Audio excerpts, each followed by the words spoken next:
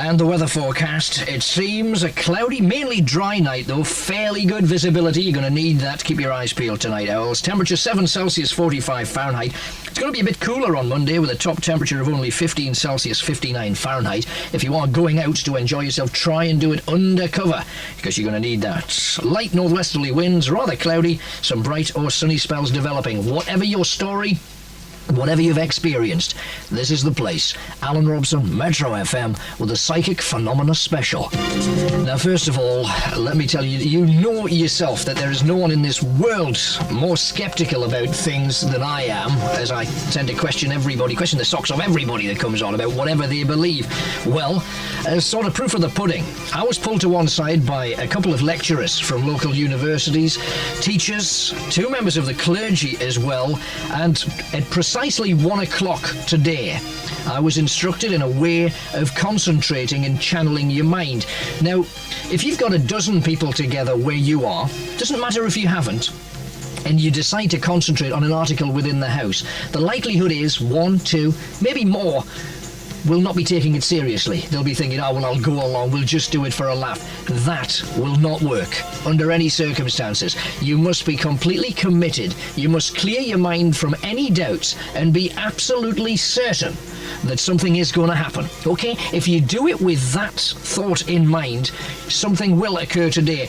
Now, one thing that I see every night when I'm driving home, I cross the Tyne Bridge normally, and I see All Saints Church. It's the round church with the Roman pillars that's always lit up like a Christmas tree. So today, we all gathered. I was given a little bit of instruction about how to channel your mind, how to clear things, put everything. If you think about what's been worrying you, and then you physically put it to one side and concentrate on one thing. Now, we did concentrate. And tonight, all the lights in All Saints Church, you can see it from the Tyne Bridge. If you're driving over there yourself, they're out. Now, I don't know anybody connected with All Saints Church, never even been in the place, but I see it every night. The lights are out. I'm assured by all the people concerned that they did nothing to make those lights go out artificially. They're not working. Now, to me, that was something they said. Any ideas of things that you would wish to put out? Now, there's no way things like that can be arranged in a matter of minutes, particularly not on a bank holiday Sunday weekend. The lights are out. As soon as I got back to the station, I hear that at that time, and this is something that's quite common, I'm told, that when a lot of psychic energy is being channeled, being concentrated, you get a lot of shrapnel. You get psychic energy distributed in areas where you weren't aiming. And we got back to the station, I heard that a lifeboat broke down 2 miles off Saltburn, had to be towed into Hartlepool. That happened literally 5 minutes after the precise moment that we were concentrating on All Saints Church. It might be coincidence. I accept it might be coincidence. However, there were half a dozen other things. We were passing cars broken down on a road in places where normally you don't see. Not so many. 3 or 4 we're talking about here. During World War I and World War II, they say it was common for wives to know the precise moment that something went wrong with their husband. Away with the forces overseas. Is that common? Is it true? Did you experience that? Maybe while you were away fighting, you were aware of bombings at home and you had that feeling. Something had occurred. If you have, ring the Night Owls. One of the most amazing stories that was phoned in, we've tried desperately to get this woman on air. She rang in during the dedication hour. It's been sketched out by Jane. A pregnant mother who wishes to remain anonymous but who lives in Berwick phoned in to say that when she was pregnant with twins early one morning, she heard a baby scream from her stomach. Now, she swears she was wide awake. She rushed to the hospital the next morning and they didn't believe her, but after an examination it was discovered that one of the babies had died. She believes the other baby had felt her brother die and cried out. Whether that's true or whatever, it's an amazing story nonetheless. We've got 2 numbers for you to concentrate on. And Joe Poulter is with me, the Reverend Funky Rev Joe. Joe, you helped me with that assignment today.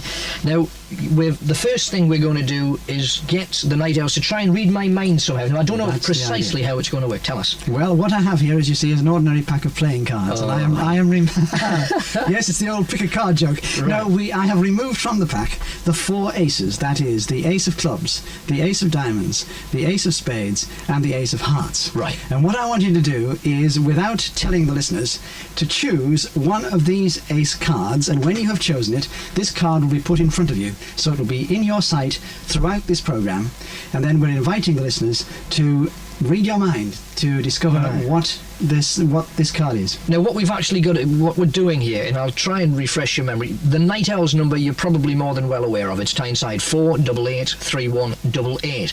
However, if you want to take part in this part of the trick, we got Dilys also working with us apart from Jane tonight, and you can ring Dilys. And we don't want you to ring in if you're just guessing. We don't want that. No. So how do people feel right. that they know the real People should one? concentrate on your mind, and then there'll come a moment when they'll say, now, I know what that card is, and when that happens, I know what it is, then you go for the phone and you immediately ring in. And if you have to wait a while, that doesn't matter, but keep at it. So the telephone number to ring it's similar to the Night Owls, except instead of the 88 at the end, you just put a 31. It's Tyneside 4883131. Okay, and you ask for Dilys, and they'll put you through to another office. I've got to pick the card first of all. Now, the way this works, and this is quite fascinating, but according to a professor I've spent most of today with, he has claimed that sometimes when you concentrate fully on an article, it doesn't happen. Nothing happens. It's just this will always be in the back of my mind because it's going to be facing me. I don't know what it is, but I have got one in front of me right now, and I'm not going to give you any, I suppose, not a clue to say. It's not a one that I would have picked had I had an option. It's certainly not a one that I would have picked if I had an option. However, it's in front of me. It's going to be in front of me for the remainder of the programme. If you get a feeling that you know what ace this is, and it's vital that you do it. Take part. You ring Tyneside 4883131. If you want to speak to me on air, you ring Tyneside 4883188, the Night Owl's number. So you'll have to be swift with that. Dilys is waiting for your call right now, and Mick, our trusted security man, will put you through to Dilys' extension as soon as you give us a bell. Let's get into calls about it. We've got a few special guests that we'll be talking to later. First, we got Matthew from Gosforth on 1. Hello, Matthew. Hello, I'd like to talk about this dream I had about 3 months ago. Yeah. And I thought you may remember it on the news. I think it was Bobby Moncur had a crash on the motorway. Yeah, I remember that, yeah. I think it was Bobby Moncur. And I dreamt that had actually happened. Then in the morning I heard it on the radio, and I told my friends, and they said, oh, well, you must have had the radio on, and you know how things go into your mind. Was it Malcolm? It might have been Malcolm McDonald as well. I seem to remember he was involved in a dunch. I'm not sure. And anyway, I definitely didn't have it on because I had to get up really early the next morning for this big swimming training thing at the city bath. So I didn't have my radio on because I had to get to sleep early. And I definitely didn't have the radio on. And I was so amazed the next morning when I heard that had actually happened. Yeah, and what did you? How did you feel this? Did you see it in your mind? Could it not just have been a dream and a coincidence? Well, I don't know. I dreamt that I was in the other car, and I'm not sure who was driving the car I was in, but it crashed. And you know how dreams get dead disjointed. Yeah. Well, there was sort of a bit of that, and then something else when it went to the hospital or something. And I remember definitely Bobby Moncur was in it. Right, okay, well, I know Bob's in the region. If Bobby's listening and he wants to ring in himself, we'd welcome that to see whether or not... Do you think deep down it could have been, and this has been suggested by a few professors, that you had dreamt of it and maybe you made it happen? Because you concentrated your mind on... You were thinking about him and you thought of a car crash, and because you thought of that, it occurred. Yeah? Ever crossed your mind? Well, I hope not. Right, it's a thought, though. It's certainly a thought. Matthew, thanks for calling. Those sort of things we're told do exist. Got some amazing true life stories that we've managed to research. Also, can I just tell you, I want you from this moment on to concentrate on things as well. And if something strange happens near you, particularly, I want everybody in Seaham to concentrate on the fleet of ships that's bobbing about on the briny out there. I want you to concentrate on that fleet because I want you to put those lights out. I want you to do that tonight. That is something that I would love to see occur. Our next call is Cheryl from Burnopfield, I think, on line 3. Hello, Cheryl. Hello. Well, my experience happened when I was about 12, about 4 years ago. And it was dead weird. It was got to about 9 o'clock, and I usually go to bed dead late, but I started feeling dead weird, so I went upstairs and I lay on my mum's bed, and I started to cry, and I had this picture of my dad, and I was like cuddling the picture, and I started praying and saying, please don't let him get hurt in it.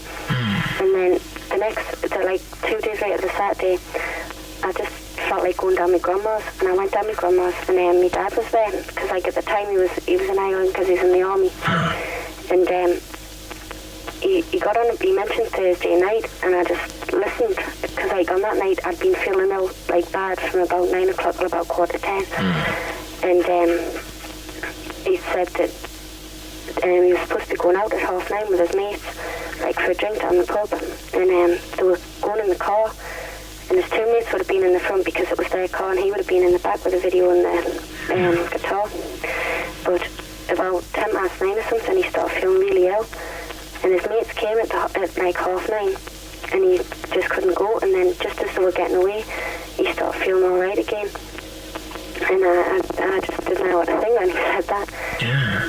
So it really, did you think it was because you felt that way that you'd, I don't know, somehow telepathically warned him that something might be happening? I don't know. I just couldn't understand it, because it was a bit too much to be as a coincidence. Yeah. You said that it was feeling strange. Was this just the same way anybody'd have a bit of a dicky tongue, might be indigestion? Was it something like that? I felt as though like he was going to die, you know. So my dad was going to die. Right, and again, forewarned is forearmed. Cheryl, thank you very much for that.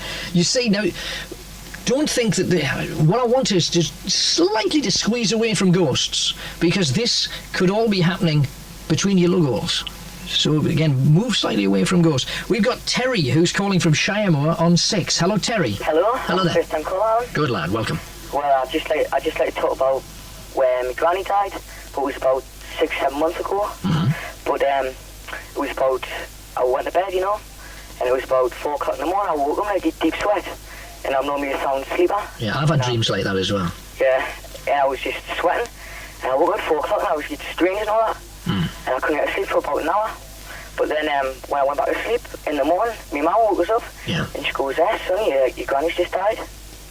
So. Oh, I see. So you think that at the moment that your grandma died, you had that sudden awakening? Yeah. Were you close to your nana? I was close to my nana. And when you heard that was the case, did you know immediately that you were linked? I don't know, subconsciously. Yeah, I think I didn't, but I quite believe in all that kind of stuff, like. Right, okay, Terry, thank you for that. So we're getting pictures coming through that members of the same family can be linked. Twins, in particular, we're told if one hurts themselves, the other can often feel it. And again, we've got some amazing things and an experiment to be done in that field a little bit later on. But our next caller is Shelley Bovey from She magazine. Now, I noticed in She there was a huge feature all about all matters psychical, and going to talk to Shelley after this. Use the flashing blades. Metro! Don't forget, all the way through this programme, for those of you ringing Tyneside 488-3131, there is one of the aces, one of the 4 aces in front of me. I want you to concentrate on that as well. And in fact, you don't really need to concentrate on it. Just if you know at the root of yourself what it is, you ring that other number. Meanwhile, concentrate on things like clocks, concentrate on lights, concentrate on channel your mind on whatever things you have, and make sure that something happens. Again, don't be sceptical. That is the way that it won't. However, Shelley Bovey from She magazine is with me now. She's on line 7. Hello, Shelley. Hello, Alan. Hello there. Well, we've got all sorts of experiments across tonight's programme as well, you're aware. Sounds exciting. But the idea of your article basically was you'd had a lot of response from your readers, hadn't you, about all matters like this. Were you sceptical at the beginning? No, I've never been sceptical because I'm Welsh and my family have always taken all this sort of thing for granted. Right, so again, talk us through, so I mean, we could read the article, but much rather, which ones hit you hardest then? I think the ones that hit me hardest in the letters we received were all kinds of psychic experiences. I chose, when I put the article together, just to concentrate on dreams, predictive dreams, because those were by far the strongest. And the ones that really hit me were those that had dreamed of disasters, like the woman that had the experience of feeling hot and smelt smoke the day before the King's Cross Underground fire, actually at the station. Oof, yeah, and she got out in a terrible panic, and she is still suffering an awful lot of, well, I suppose, guilt, depression, because she feels that if she had told someone, it could have been prevented. But of course, it wouldn't, because people don't listen to these things. Yeah. And then there was the woman who saw the Lockerbie Air disaster, in a dream the night before. That guilt thing that you mentioned is important because Yeah. that's what's likely to hang on with that individual person for years. That's right, yes. I think that this is a very important part of these sort of dreams or visions or premonitions or whatever you call them. Did you manage to get to the bottom of how these people can know these things? I mean, are they being told from beyond the grave? Is it something inside themselves, a gift of prophecy, or what do you reckon it was? Well, when I read all the letters, and I mean, you could tell that they were absolutely genuine because some of them were terrified. I really thought about this very hard, and I started reading books on the occult by people like Colin Wilson, who's very good on this sort of thing. And no one seems to be able to say what's happening. There are a couple of theories about time, about time not being linear, that in fact the future's already happened and we can sometimes get glimpses into it. It's quite hard to get hold of, isn't it? Yeah. And also what Colin Wilson calls memories of the future, which I called the article, so it was a very intriguing phrase, which is that if something has had an impact, like people quite often say that if something nasty has happened in a place in the past, it leaves a kind of imprint, so you get an atmosphere. Yes. Well, Colin Wilson says that this can happen actually backwards, that if something is going to happen, then somehow the vibrations come backwards in time, and sensitive people, psychically sensitive people, pick them up and dream, say, like an air disaster or some of these other things.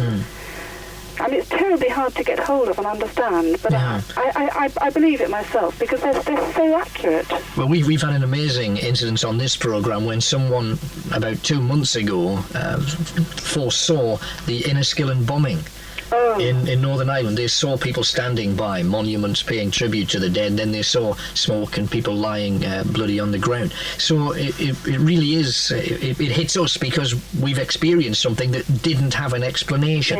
You talk about either seeing into the future or the future bouncing back in some form of echo, as you've described. What about telepathy? What's your view on that?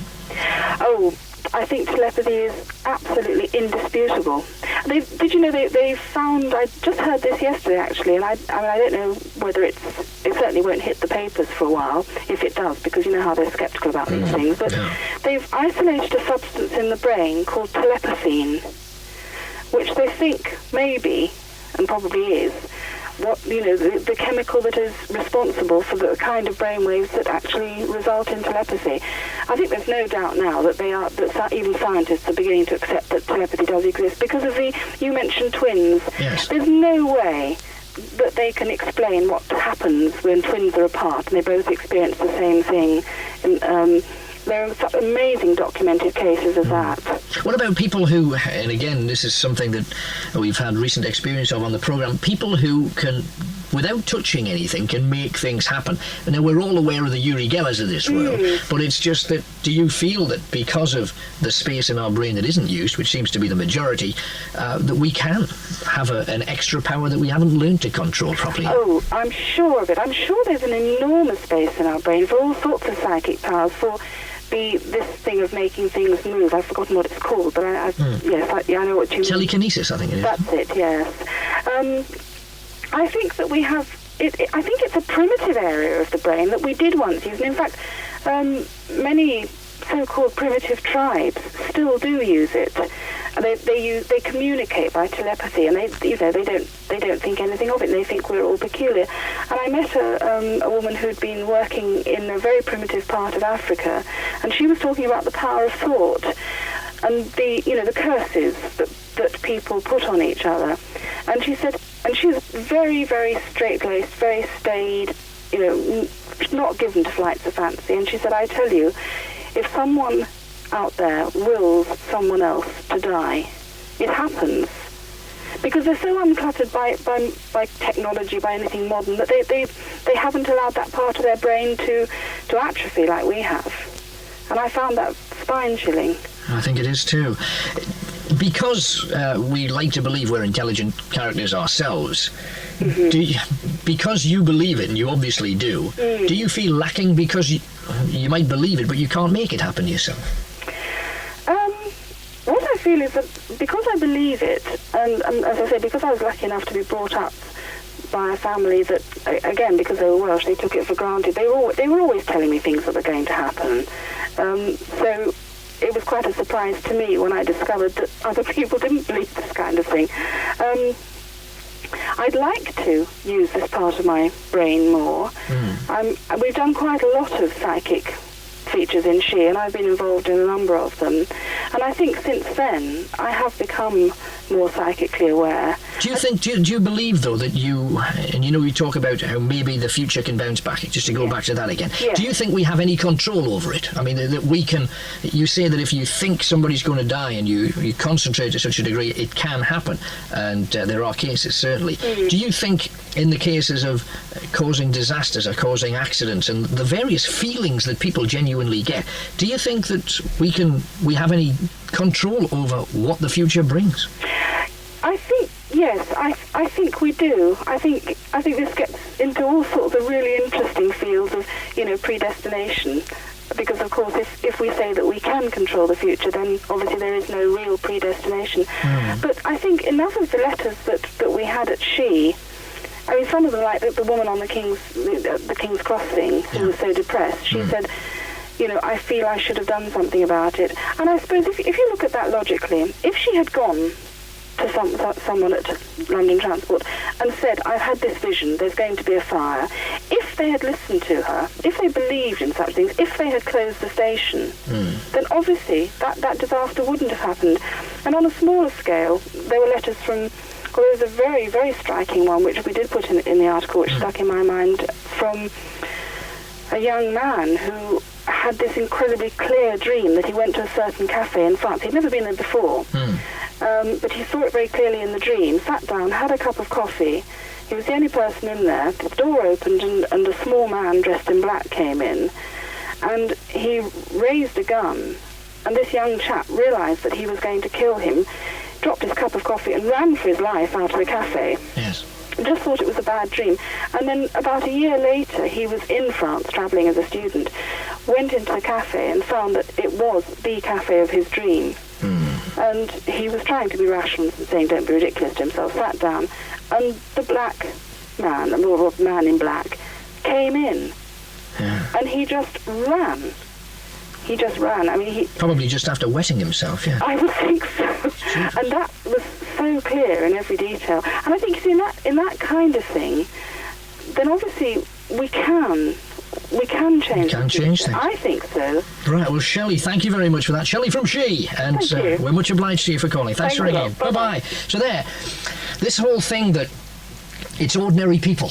This is not Charlton Heston or Glenn Ford or some of the stars that claim that they've had these things. Ordinary men and women in the street have experienced these things. And don't forget, Dilys has already been quite busy on the telephones. We've heard of 3 things so far. The first one was from Julia, who is in fact our spotter in Stockton. She claims one thing is very much out of the ordinary. Normally in Stockton Town Square, all of the TVs in Granada are flashing and flickering away. They're not tonight.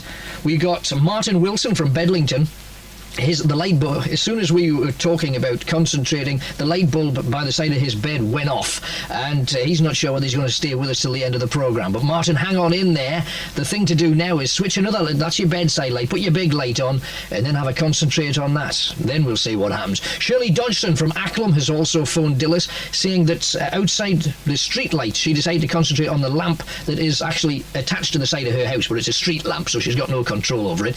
And she's been concentrating on it fully, giving it a full attention. It's now flickering.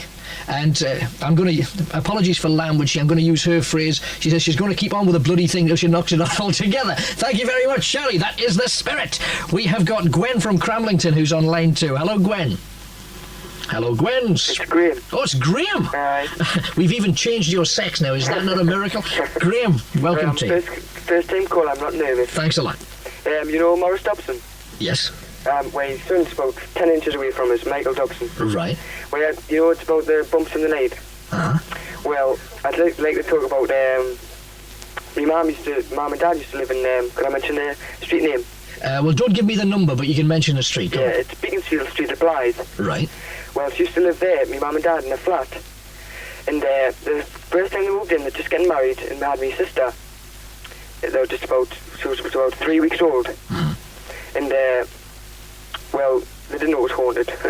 And they were living there, and about the first night, the door kept opening, the downstairs door. And they didn't know the way they thought, wind and all that, and they didn't see anything. And then the second night, where, you know the cots, like they've got plastic sheets over them. Yes.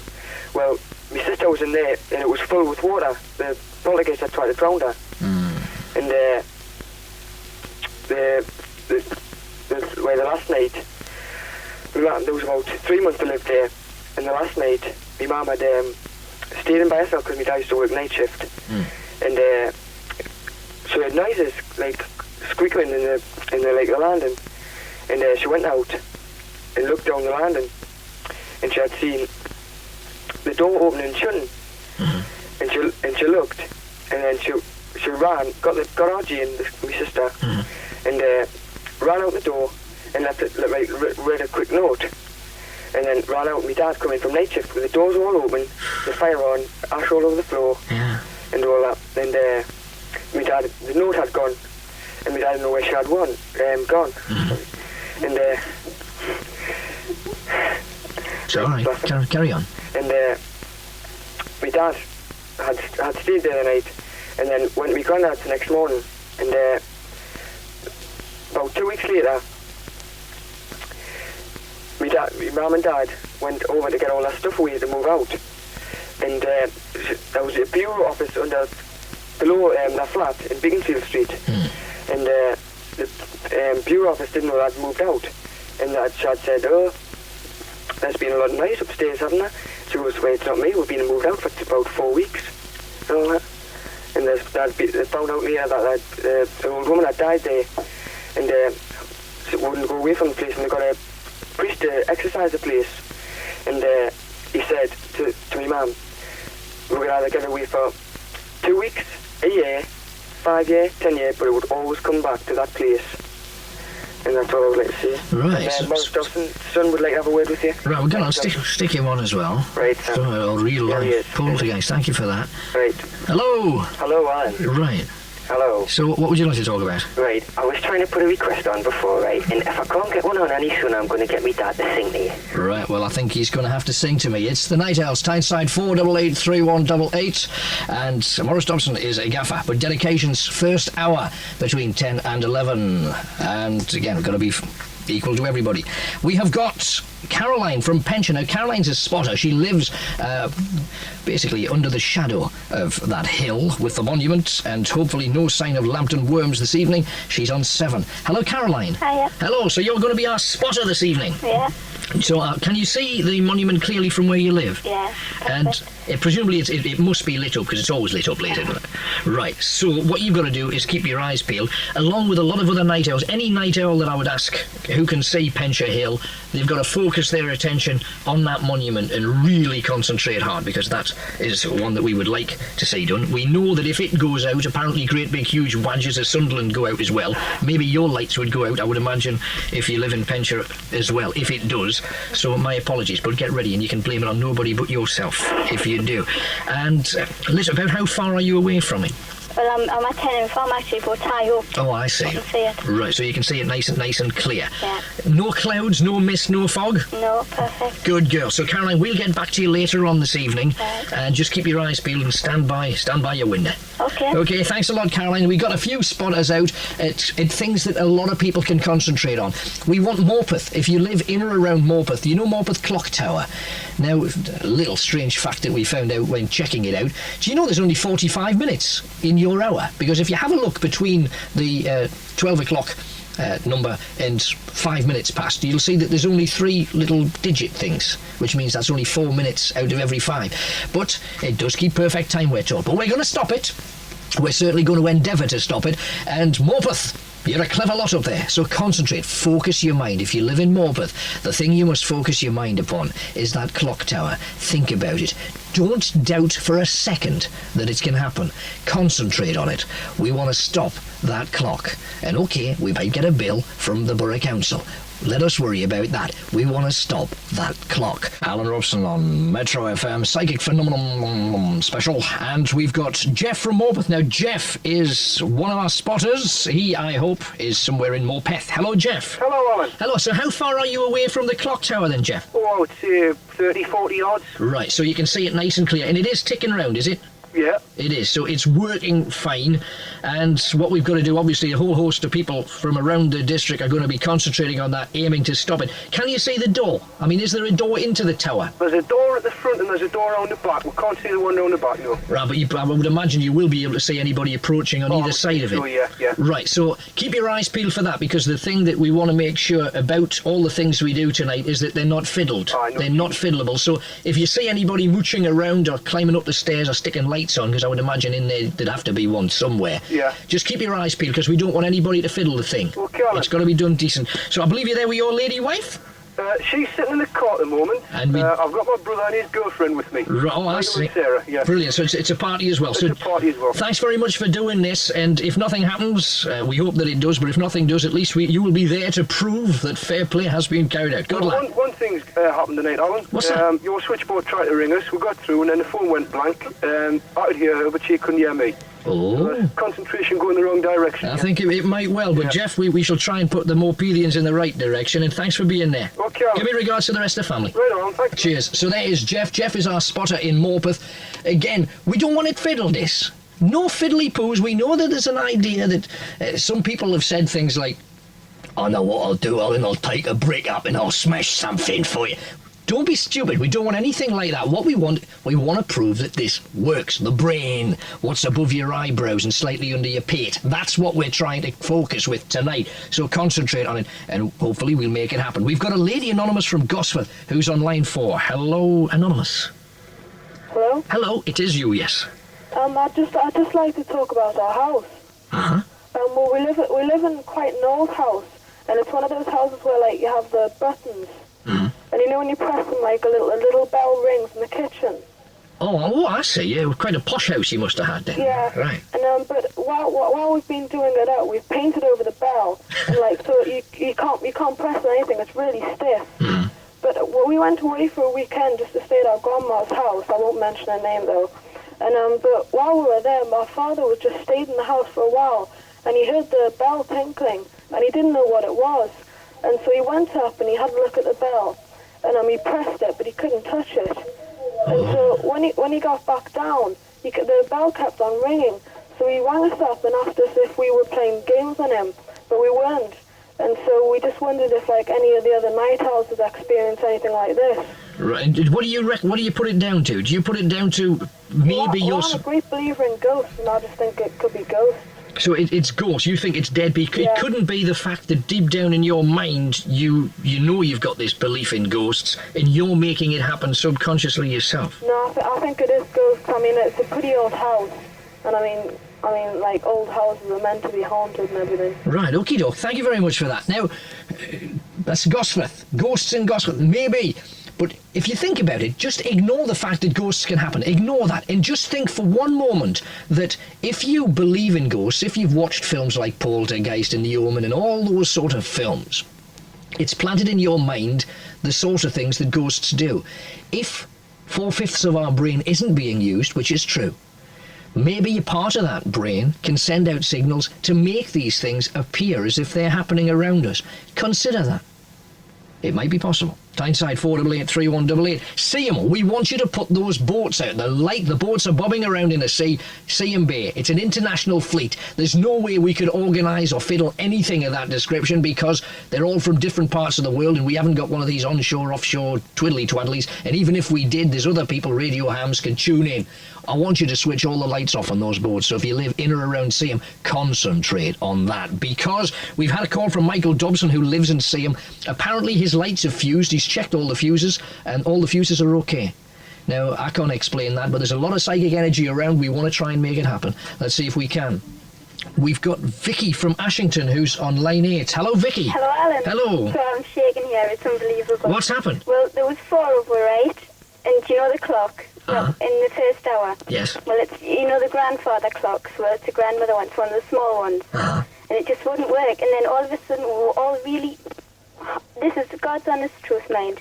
We're all concentrating on, and I tell you, it just started chiming and it wouldn't stop for about 20 minutes. It was chiming. Oh. It was horrible. I tell you, I'm still shaking now. Why is it horrible? You have done it, you see. Oh, I know, but I mean, it's just the thought of it, you know, it's horrible. It's never again, never nothing like that again.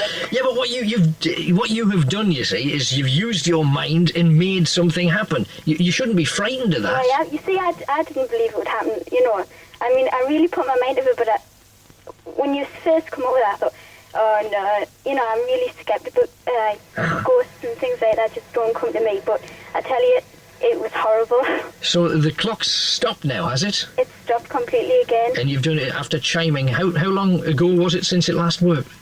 Oh, God, I don't know. Well, the next door neighbour tried to fix it and it worked for about 5 minutes and then it went off again. But nobody touched it, you just thought No, of it? honestly, nobody touched it.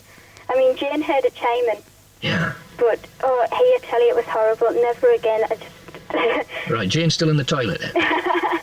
I tell you, I'm shaking, honestly.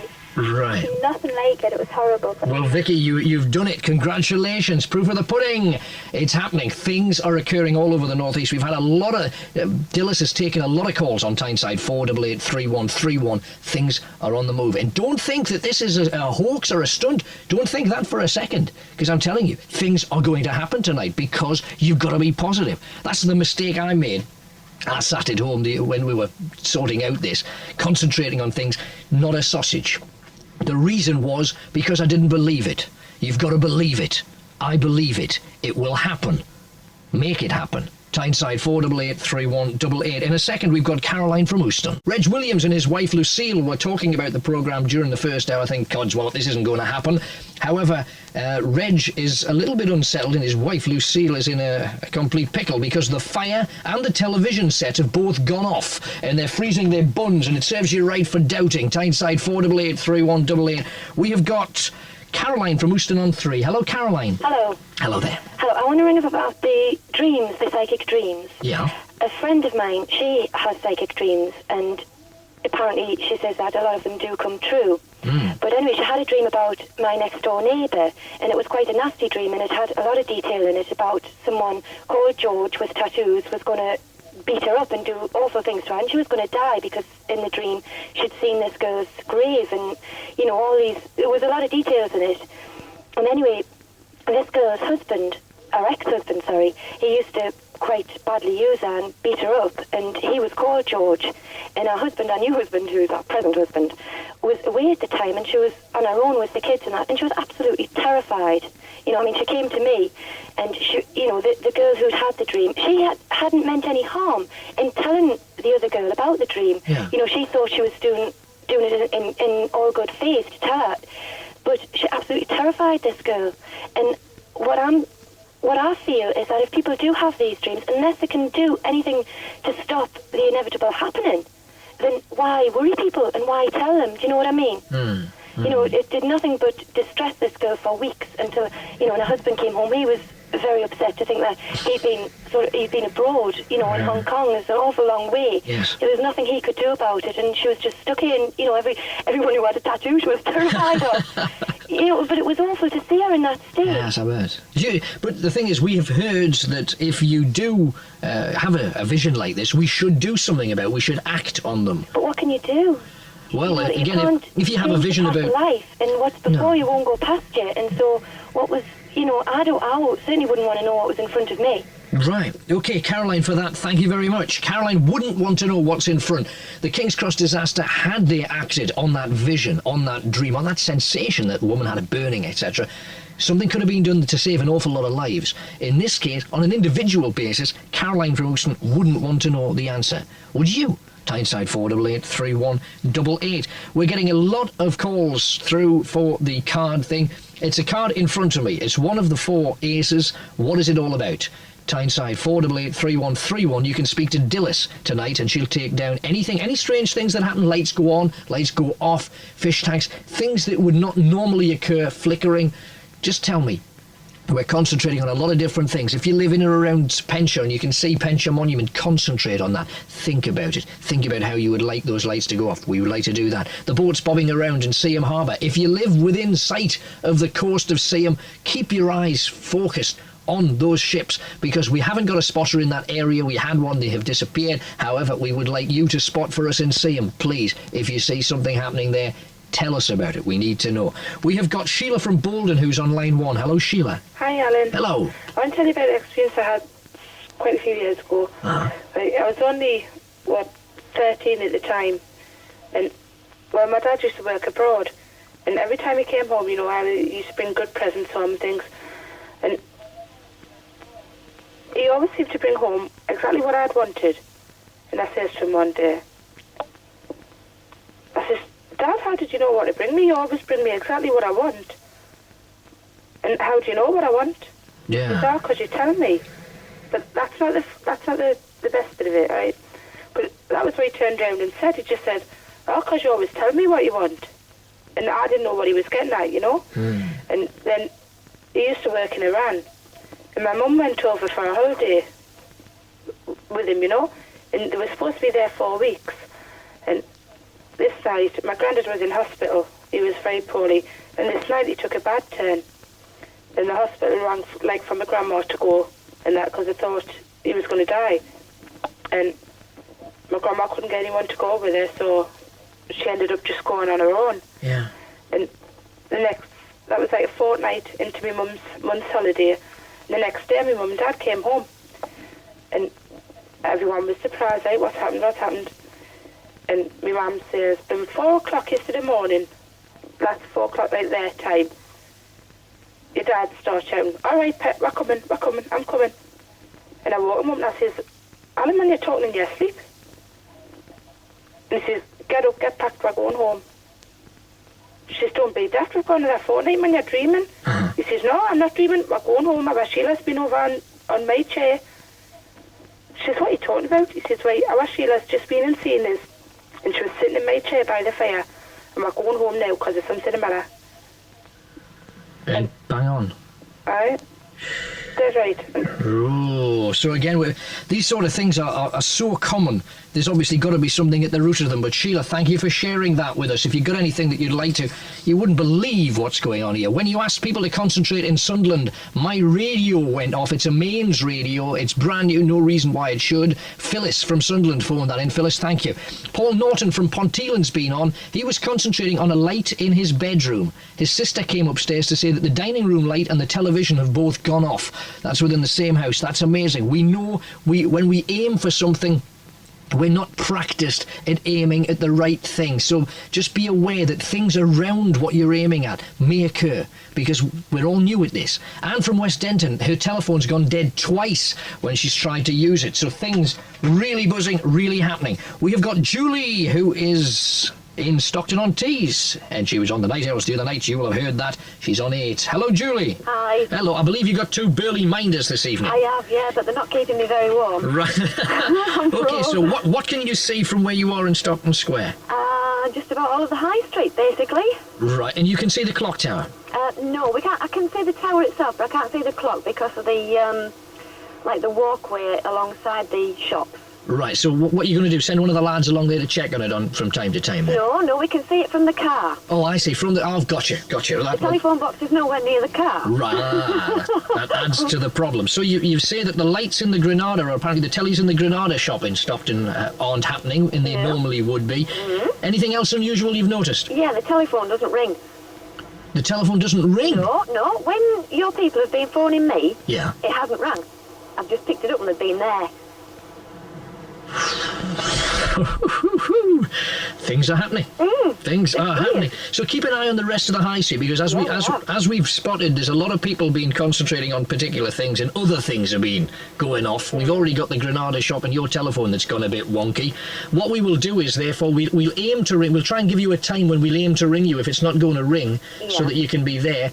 12. We shall aim for 12. If we can just 25 past 12. I'm being I'm being informed by Joe, who's handling things in the phone room. So, Julie, we'll talk to you about 25 past. Keep your eyes peeled for anything peculiar that shouldn't ought to happen. Right, we will. Thanks a lot. Okay. Right, bye-bye. So there's Julie. We've also got Alan Millichamp with us. He's connected to the National Spiritualist Union Church. It is a recognised church, although not as many people may recognise it as Alan would so desire. We have got Alan, who I'm told is on line 7. Hello, Alan. Good evening. Hello. Well, all sorts of things have been happening tonight, as you probably can twig. It sounds interesting. It certainly does. About the Spiritualist Church, does this mean that you can speak to people beyond the grave? One presumes that is what it's all about. Basically, they can speak to us. For instance, if we have a service, as we've had tonight, a medium will put themselves in the position where anybody can contact through the medium. There's no way for instance, as a medium, there's no way I can demand somebody to come. I tune in and rely upon them coming along to prove survival of bodily death. You tune into what?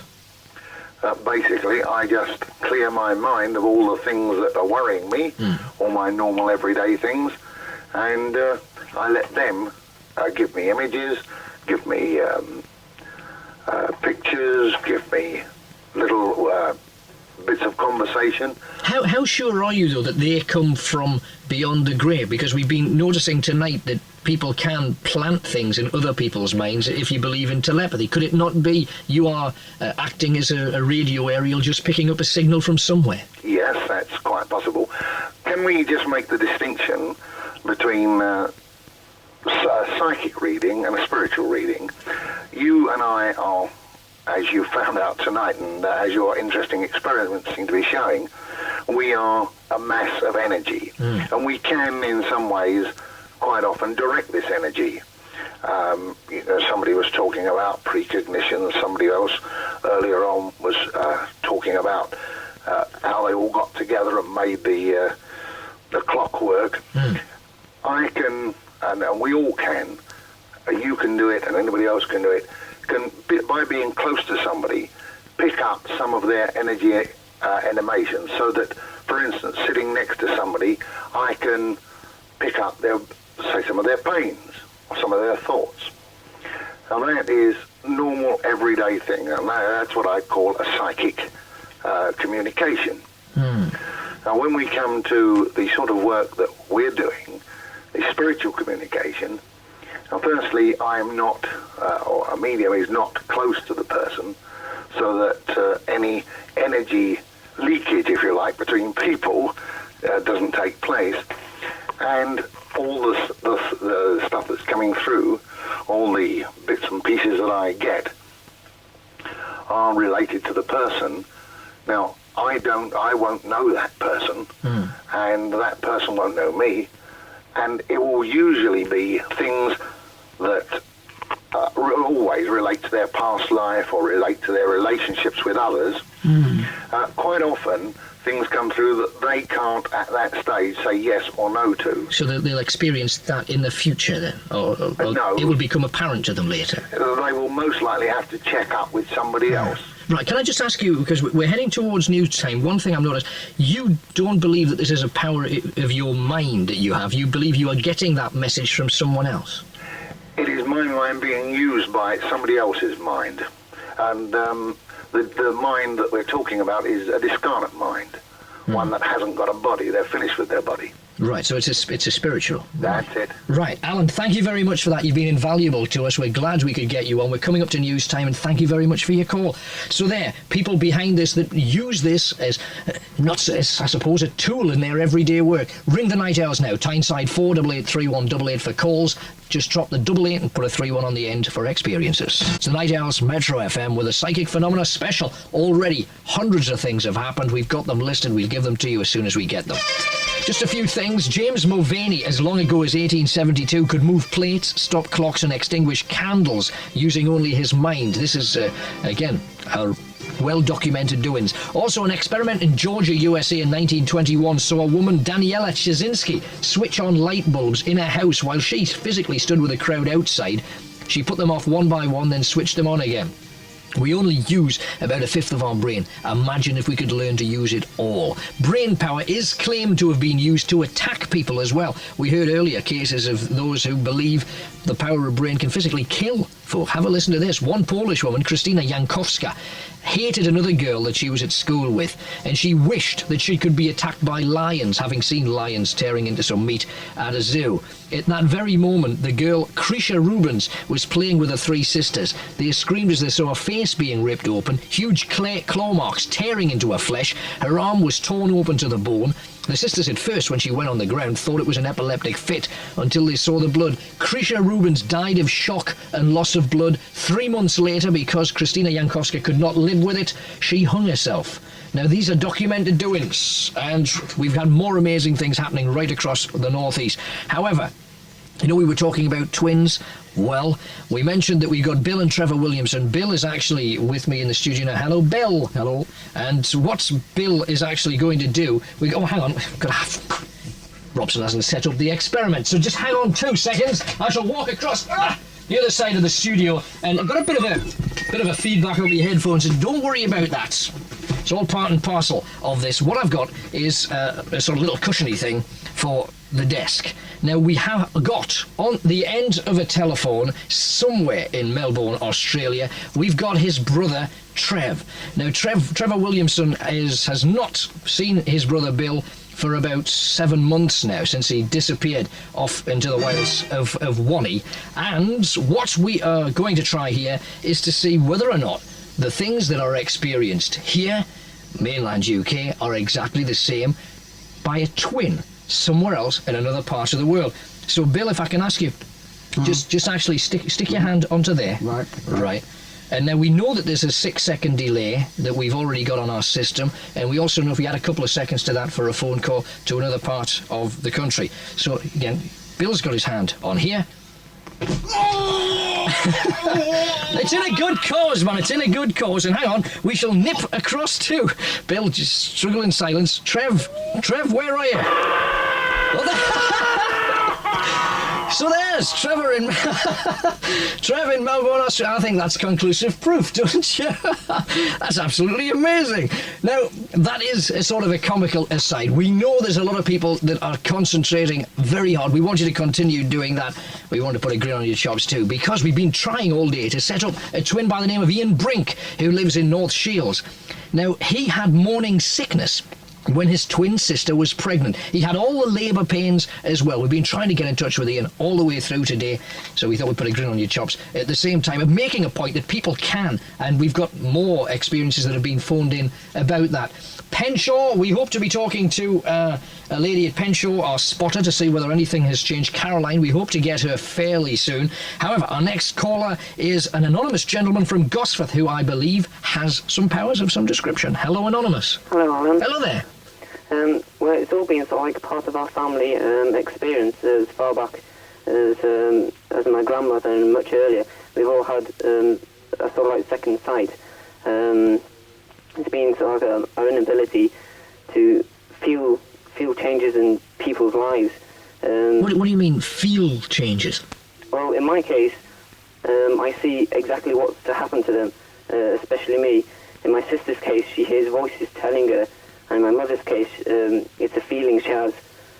But for me, it's only been around now for about 4 months. And how do you feel it, though? In what way? What parts of your body are receptive to these things? It's like I'm walking around and everything just goes in a daze, and I see a scenery as if it's like happening right in front of my very own eyes. And I become totally oblivious to the rest of what's going on. Just feeling of what happens to me. And it's usually surrounded about me, and more frequently it's become more about death, unfortunately. It's just that a lot of people will have had feelings about people. I mean, you're talking to me now, can you tell things about me that you know may happen? Do you get any feelings about things? Not really, because I've never met you.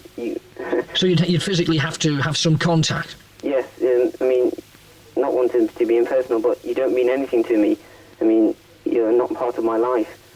Nothing so about you evolved around me. So it's got to really be somebody that you're close to? Of sorts, yeah. Give me for instance of something that has occurred then. Well, my sort of visions only really started around Christmas time. I used to be quite a sort of happy, cheerful sort of person, and became more and more depressed. And one evening, I saw myself actually attempting suicide. Yeah. And for a couple of weeks afterwards, I went around totally in a daze, drinking myself to death, until I eventually did attempt suicide. First by over-drinking and taking tablets. And I realised then that what I was seeing was actually happening. And so... Yeah, the thing is, there'll be some people listening in that'll just think that you're a nutter, though. Yes, I think that myself as well. Then I went back home, and when I went back home, I started talking to my mother, and she'd never told me anything about our family having any form of psychic powers. And she told me that it's always happened. Everybody's always got depressed. And so she said, don't be afraid to use your powers. Use it for your own good, sort of thing. That's why you have them. So I came back here, and so I decided to look for myself to see what had happened. And I saw myself gradually going through the future, why I exist and what I mean to be here. And it all ended with how I'm to die, which I don't really want to tell you, but... So you know how you're going to die? Yes. Well, tell me, how are you going to die? You've experienced it. You're obviously aware, and you sound as if you've come to terms with that. So, how are you going to die? I'm going to be murdered at the age of 60. At the age of 60?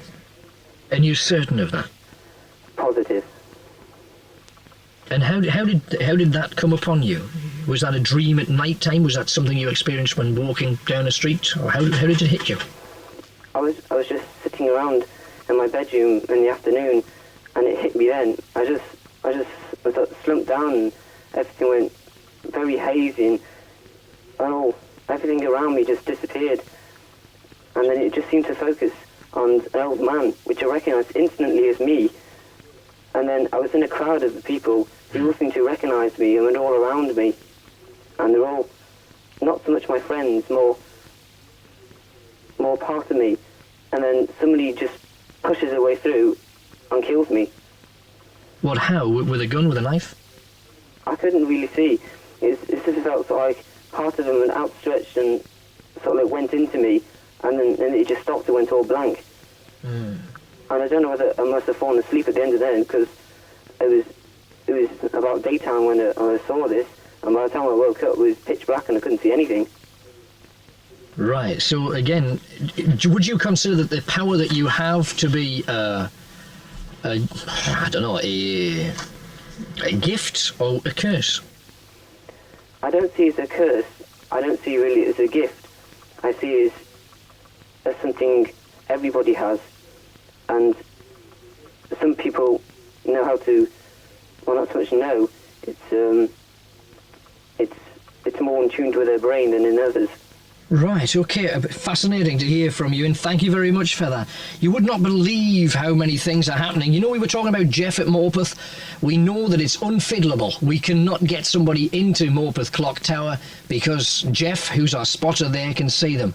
Do you know, he's just informed us that the clock struck 11 at midnight. Morpeth clock struck 11 at midnight. That's down to you lot. Can we stop it? We're going to try and stop it. Concentrate, Morpeth. You're doing well. You're already making things happen. Bob from South Shields had Metro on, went to the bathroom. When he came back into the radio station was on. Bob, don't want you thinking that way, sunshine.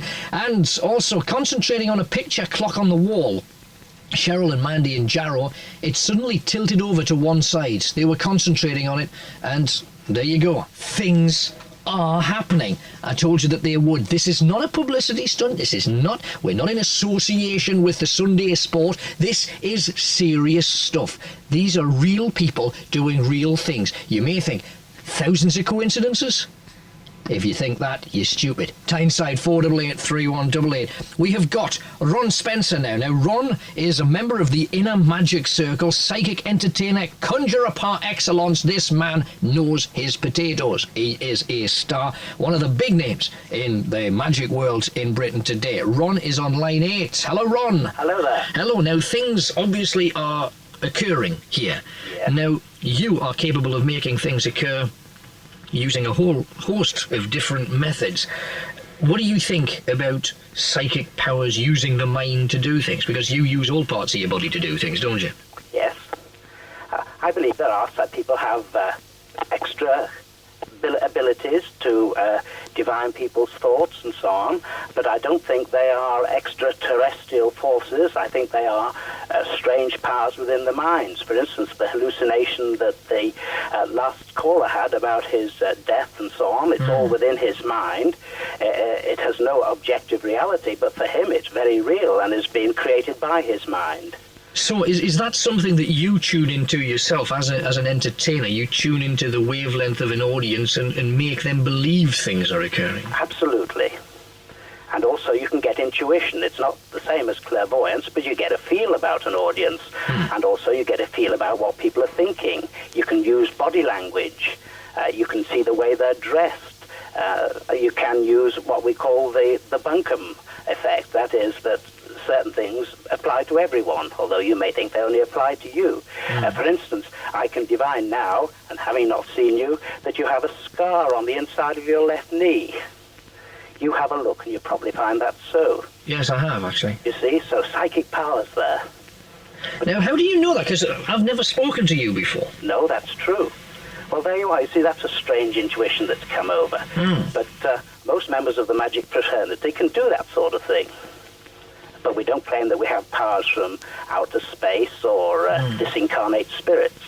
Right, now, yes? that is, first of all, it's taken me aback a little bit that you were able to do that. It's such a notice, again, just by somebody's voice. Now, to read an audience is one thing, because you can see them. And again, having worked a lot of audiences over the years myself, I know exactly what you mean. But I couldn't work an audience and know enough about them to do what you've just done. No. But there you are. That's years of experience. Right, now, because of that, do you believe that you are, when you look at people like the Uri Gellers and the Doris Stokes of this world, can you do things that they do by trickery that they claim to be genuine? Oh, I most certainly can, and I think Uri Geller's a most charming man, but he gave us a talk at the International Brotherhood of Magicians and more or less asked us to forgive him for his deceptions, but he wanted to feel he was one of us, and that's what he is, one of us. Which is a magician. Which is a magician, and a jolly good one at that. But a trickster, not a trickster, yes. What about the Doris Stokes and Doris Collins? I know Doris Stokes is no longer with us, but she probably would still like to think that she is. I think she's lovely. She was a great entertainer, but and also I think she died of a brain tumour, so it's quite possible that she did hallucinate voices. She did hear voices, but they came from within Doris Stokes.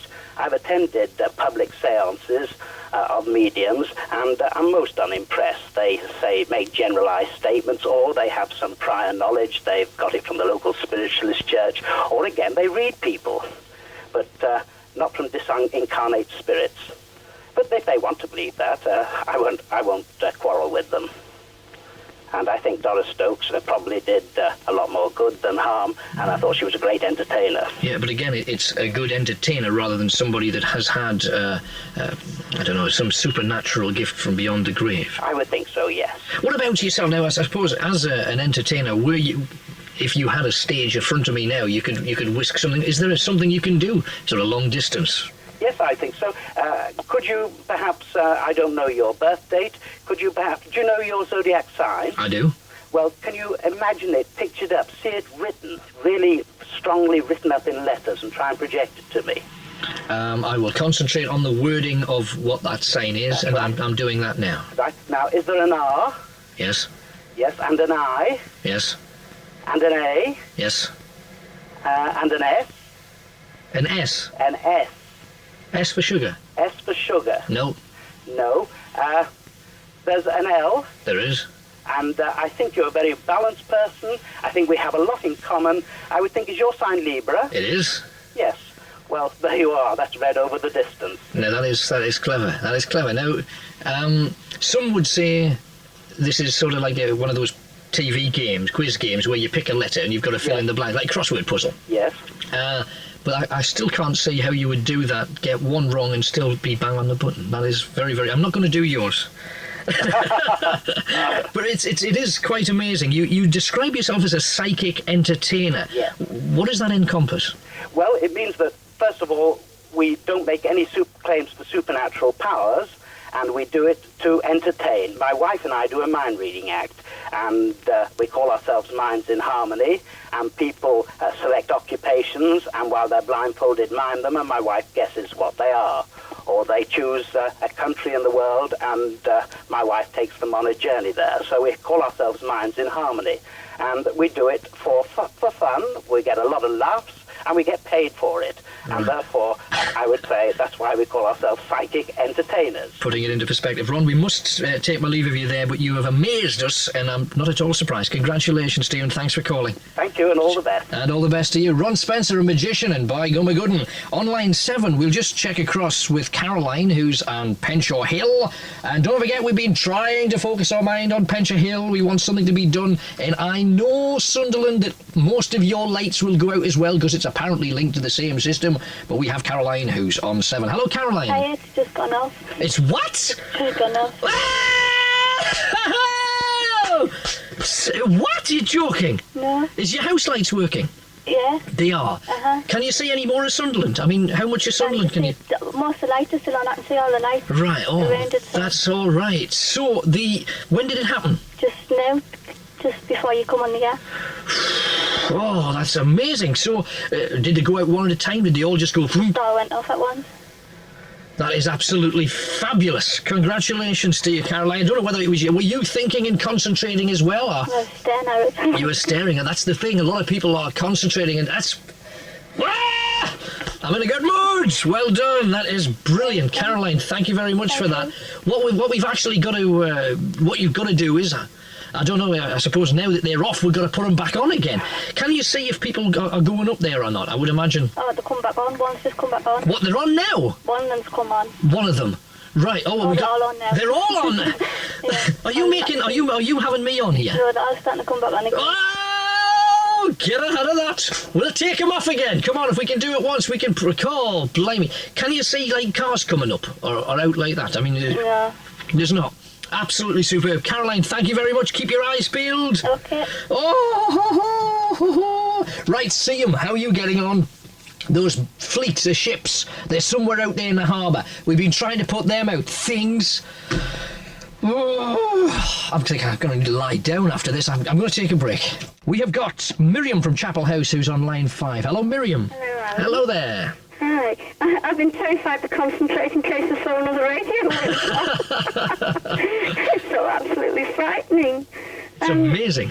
My experience, I really don't know whether it's a psychic phenomenon or whether it is in fact telepathic.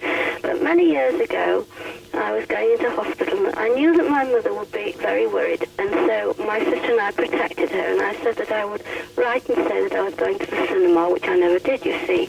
And I wrote and said I was going to the cinema, and my mother had a visitor staying, one of my aunts, and we lived at Blackpool at the time, and my aunt and I was, incidentally, I was in Surrey, and my mother and my aunt went for a walk along the promenade, and my mum stopped dead and said to my auntie, "I've just heard Miriam." My auntie said, "Oh, come on, what is this?" And they walked along, and they went for a nice long walk, but she was feeling low and she couldn't say why.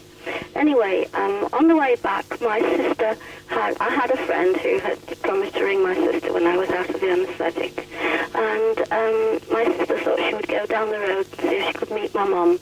And she saw my mum and my auntie coming toward her. My mum stopped her and she said, "You don't need to tell me, I know there's something the matter with Miriam." That was the first experience. The second experience was, once again, I was going into hospital, and I didn't tell my sister at all. I thought, well, maybe she'd let slip or something. So I went into hospital, and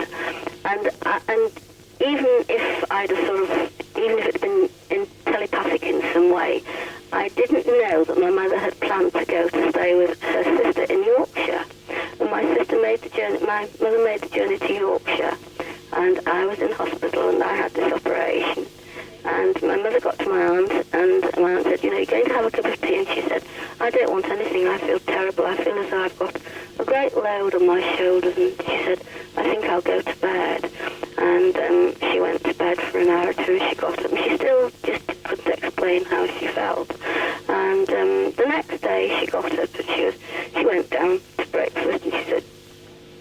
want any breakfast. And then sometime during the morning she said, I think I will have something to eat now. She said, I feel as though that load has dropped from my shoulder. And at that time, I was coming out of the anaesthetic. And this was proved by a phone call. My friend rang my sister and told her that I'd had an operation. And that frightened me, and as I say, I didn't care to think that I was part of this. So you're really sort of a telepathic circle? Well, something like that. On the other hand, I now live here in Newcastle without relatives locally, and I have relatives abroad, and we don't have what you would call a regular correspondence. But within a couple of days, I can almost feel a letter coming from one of my cousins.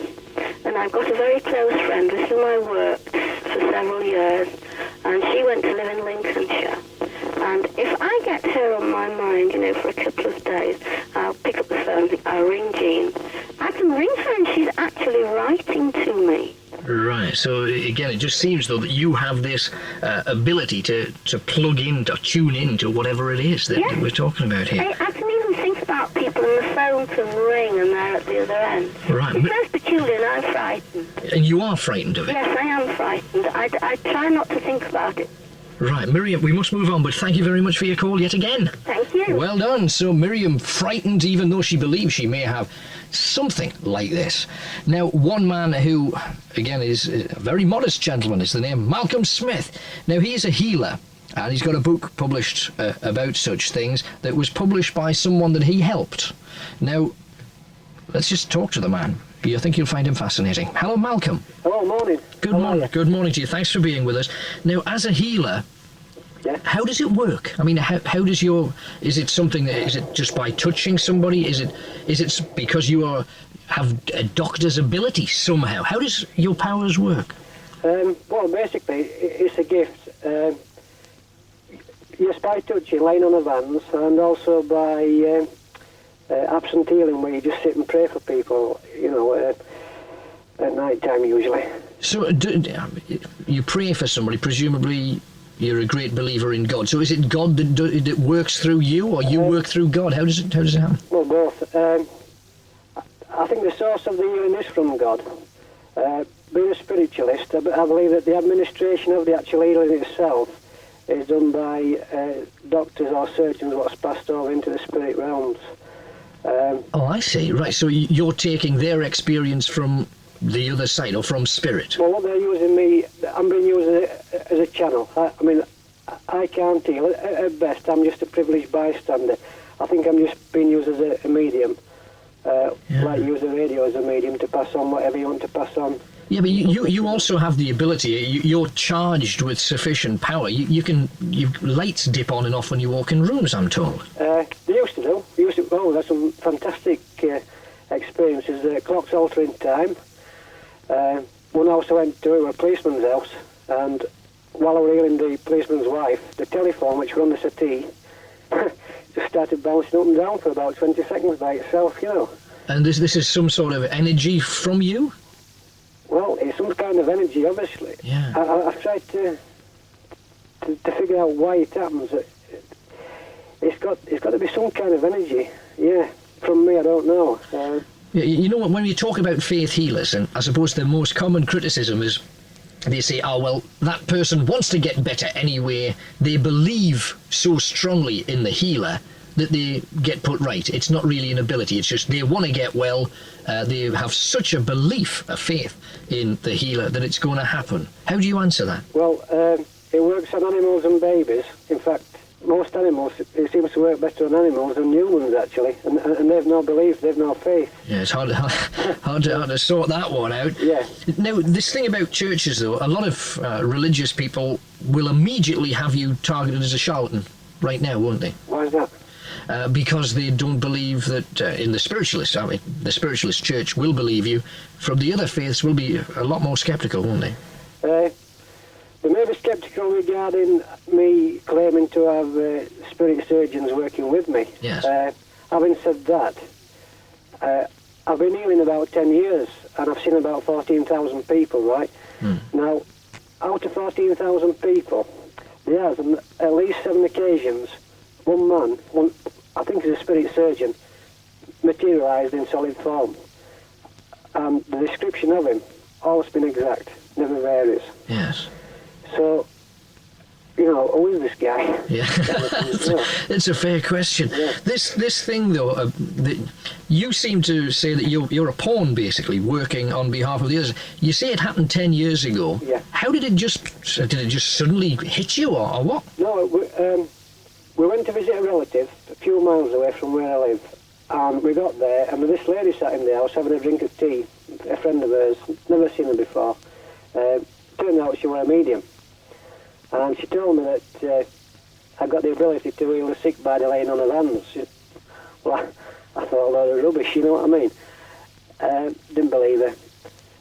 And she said, well, in 3 or 4 days, your wife's going to be taken quite ill with a kidney infection. Yeah. Now, she had been in hospital some weeks previous for kidney infection.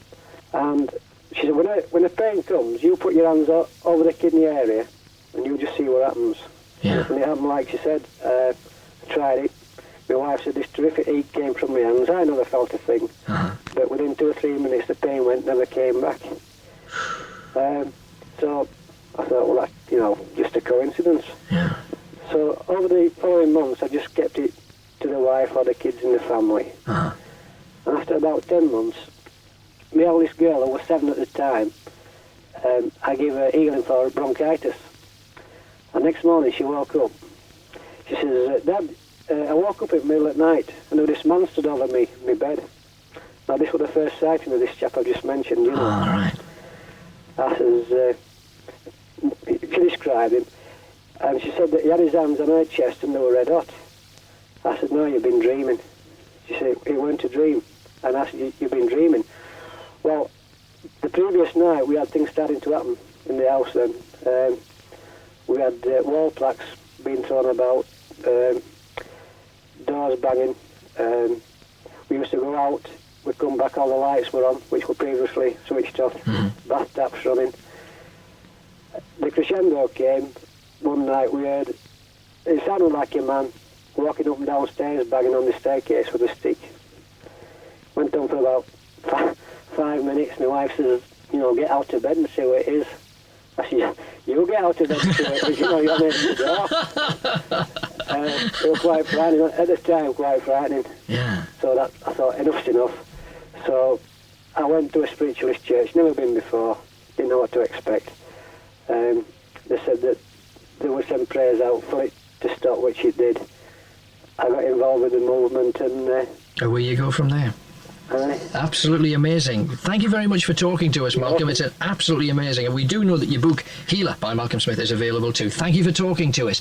So there's Malcolm from Yorkshire, and that fella believes that 100%. Now, what he has said that fits quite comfortably in with a lot of what we've said, it's this idea of energy buzzing around, uncontrolled, making pictures, lights go on, and all the rest. It fits. Now, he believes that it comes from God, and prior to that, as an intermediary from beyond the grave. Whether you do, or whether it just fits in the pattern of what we're talking about, well, that's up to you to judge. We got Julie from Stockton-on-Tees, our spotter on 7. Hello, Julie. Hi. Hello. Anything happened? Yes. Just as we were going back to the car after speaking to you last, I noticed in the bell tower of the clock itself, there was a little blue light when we first arrived, and that had gone off. And about 8 minutes past 12, the whole of the clock itself went out. No lights, nowhere. Well, the lights have gone off? Every single one, yeah. Well, we weren't aiming for that, but we were aiming to stop the clock. No, the clock didn't stop. The clock's still going. Right, but it's lit at night. I haven't seen the clock tower at night, is it? Yes, it was all lit up, and at 8 minutes past 12, they all went out. Whoa! But, saying that, my husband said they probably go out at night anyway. Do they or don't they? I don't know. I don't know enough about it. If anybody connected with if you know Stockton well, do the lights on the clock go out every night anyway? We must find out. We must have that confirmed. He's very sceptical. Right, okie doke. Well, Julie, thank you very much. We've had all sorts of things happening tonight. Again, we'd hoped for one, and it seems we've got thousands of damn things occurring. Julie, back to the car, and good luck. Yeah. We'll talk to you later on. What time do you want me to come back? If you hang around, what time? Come on, Joe, give us a time, son. He's flicking through all these papers. He's doing nothing except flicking through papers. Come on. I'm the one on the line. 25 past 1, does that sound plausible? 25 past 1. Right. Okay? Okay. Right, thanks a lot, Julie, and... Now, he's very sceptical, and I don't blame him. I would be sceptical were I there too. Now, we did try this out on All Saints Church, and I was stunned. Gobsmacked is the expression, when the lights went out, and they're not on now. We've had a couple of people ring in who've been driving over the Tyne Bridge, have since got home. They phoned in. The lights there are still out. Now, it's normally lit up quite brightly. We were aiming to stop the clock. We'd still like to stop the clock at Stockton Town Square. All the lights have gone off. Can you tell me, Night Owls, are those lights... do they switch off anyway late at night? Please tell me if they do. Also, confirmation of pension has come through by hundreds of people who've said, we've been watching, it's gone, and I'm frightened or I'm worried. Don't worry, it's the mind that's at work here. And again, the one thing that I made sure didn't happen is I've not been involved in talking to anybody about trying to fiddle anything. So don't think for a moment that I have, because I certainly haven't. We've got another thing just before we go into some music. We're going to take a slight break, give you time to catch my breath and for me to have a rub down, because I think I'm going to have a heart attack by the end of this evening. A man called William Greaves lived in York, and his twin brother Richard in Middlesbrough. Richard was a roofing contractor. It's actually his brother-in-law who's phoned this in. Richard was a roofing contractor. At precisely 5 minutes past 11... on June the 10th, 1964, William Greaves had a heart attack and died. At precisely that moment, his twin brother Richard fell off the roof he was working on and died. Witnesses said that he actually clutched his chest, yet the post-mortem proved he died from a fall. Is that not more proof of the pudding that we were talking about twins? Well... whatever your experiences, don't forget, if that card, that ace of one of the suits comes to you, or you've had any experiences, lights going on, anything of that sort, you ring Dilys now, Tyneside 488-3131. If you want to speak to me on air, and I know it'll be a battle because it's a busy night, Tyneside 488-3188. I've just been pulling Joe Poulter to one, and now Joe's a man of the cloth as well, you know. I've been saying, look, this thing on Stockton, did you fiddle that or what? And he says no, and we've had 3 calls since that says those lights should stay on all night. They should not go off. They live in Stockton, and that is the score. Lots of other things. Arthur Byers has written in from phoned in from Deckham to Dilys. He's listening to the radio. He heard a car pull up outside. He looked out. There's no car, but he can still see headlights shining. Now that takes a bit of something. Jason's from Roker. His lights are flickering on and off now. And Anne from Bladen is trying to do a dry reading. This is like a spiritual mental doings. And she says she sees a gold watch chain, and I'm wearing a watch that's coloured gold. I don't think it's a real thing, however. And says you can see Jack wearing it. Now, my Uncle Jack actually did wear a fob watch, a fob chain, and he says he's a relative. Well, my Uncle Jack did have one, and also mentions Molly and Brenda. Well, Brenda is actually my sister. I don't know a Molly. However, thank you for that. Also, apparently there's a huge crowd around Morpeth Clock Tower. People out in force. Hello, Morpeth! And that gives them an excuse to wake up everybody and get the rest of them down there. And it seems... The clock tower thing, they can see people, the doors are locked on both sides, there's nobody been in, nobody been out. It's now 3 minutes late. The clock is now 3 minutes late. It's chiming 3 minutes late. You have done that. Stop it. Concentrate your mind. Stop that clock. Tyneside 488-3188. I can't believe that I'm in the middle of all this. However, let's press on. We have got, something else. There's a few people who have been saying, there's no lights near us, or there's a church near us, and can we ring church bells? Well, Joe Poulter, the Reverend Joe, has been in touch with the police, and we cannot make church bells ring. They've said that to make church bells ring so late at night is an offence, and if you break the law, you'll have to pay the penalty for it. So don't, under any circumstances, concentrate on church bells, because it's a no-no. What you can do, I suppose, alternative, I'm just about to be briefed with some latest doings. The Town Hall lights and the Swallow Hotel do go off about 1 o'clock. They're on a time switch. Evelyn, thank you very much. So we have discovered that they go off about 1 p.m. They actually went off at 12 o'clock, about 12 minutes past 12. However, the Town Hall lights on the clock and the Swallow Hotel go off around 1 o'clock. So if they're off now, I suppose we could claim that. But if they're on a time switch, the time switch could be easy. We've got to be sensible about these things. Likelihood is we can poo-poo that one, throw it to one side. There's still a whole host of amazing things occurred tonight. You cannot deny that.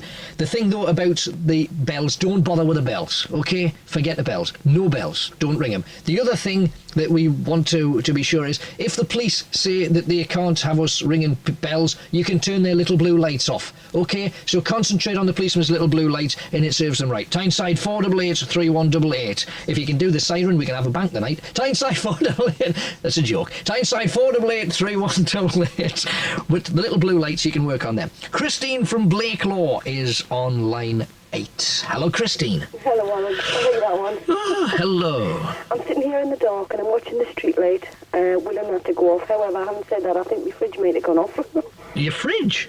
Well, it was making funny noises because while concentrating on the light, I could hear the noise of the fridge. And does it not normally make a noise? So some fridges do. Yeah, well, it makes a noise, but it was making funny noises. Right, well again, the whole thing is we're not trained. Nobody has actually sat us down and told us how to focus. Yeah, well, I mean, it might have just gone off because, you know, they come on and they go off and they come on and they go off. It could have been that, that's true. It seems to be been off for a long time, but I'll check it later anyway. Well, if all your fridge is defrosted, I'm not taking responsibility. Yes, anyway, yeah, oh, I see. What about your experience? I believe you've had something, haven't you? Well, I was born on my mum's birthday. Yeah. And a lot of things were sort of... I have a few premonitions, but I always sort of know when she's going to ring, that kind of thing. Yeah. But apart from that, I mean, there's a physical side to that as well, which I'll not go into just now. But apart from that, I have this dream. I mean, I don't have it very often. It's a nightmare, really. And I don't have it very often. Maybe sometimes once a year, sometimes 6 times a year. You know, it just varies. And it's a terrible dream where my mum and my dad have, like, committed a murder, or they've accidentally killed somebody. And they're so terrified that they try to cover it up and hide it, you know? Yeah. And I wake up terrified and crying, and, you know, it's a really, really terrible nightmare. But I've noticed, like, over the last few years, that when I've had this dream, somebody famous seems to die not long afterwards. You know, maybe within the next few days or a weekish. There's a lot that I can remember just before Tommy Cooper died. Yes. I'd had this nightmare. Because it sort of lingers with us for days. Now, I suppose, yeah, but if you're honest about it, there's famous people dying practically every day because there's so many people who are famous. Yeah. Could it not just have been a coincidence? Well, I know there's famous people dying every day, but they're more or less like big names that are like international names. Right. Or so it's beyond a coincidence. Do you think this is because of some sort of gift that you got because you were born on your mum's birthday? Well, a lot of things sort of, when they do happen like this, I sort of think, well, you know, it must be because I was born on my mum's birthday. Because me and my mum sort of are psychic with each other. What, you can tell when she's ill and she can tell when you're ill? Well, things like that. But if I want to tell her something, I can sort of will her to ring. Right. And that kind of thing, you know. Or if she's been to my house and left something, or I forgot to tell her something, I can sit and I can think, I forgot to tell my mum such and such. And then I'll just think about it all the time, and I just think, ring mum, ring mum. And she'll ring? And she'll ring. Right, okay, Christine, thank you very much for those. We're having to move quite briskly through the calls. My apologies for not spending too long with each caller. We have just heard that a car, we've had some effects on a car here, and that is a rover in Washington. His electrics have shorted out completely. He was listening to the programme and he was being a bit sort of cynical about it. However, his car, the electrics have completely shorted out, and he was only serviced 3 weeks ago.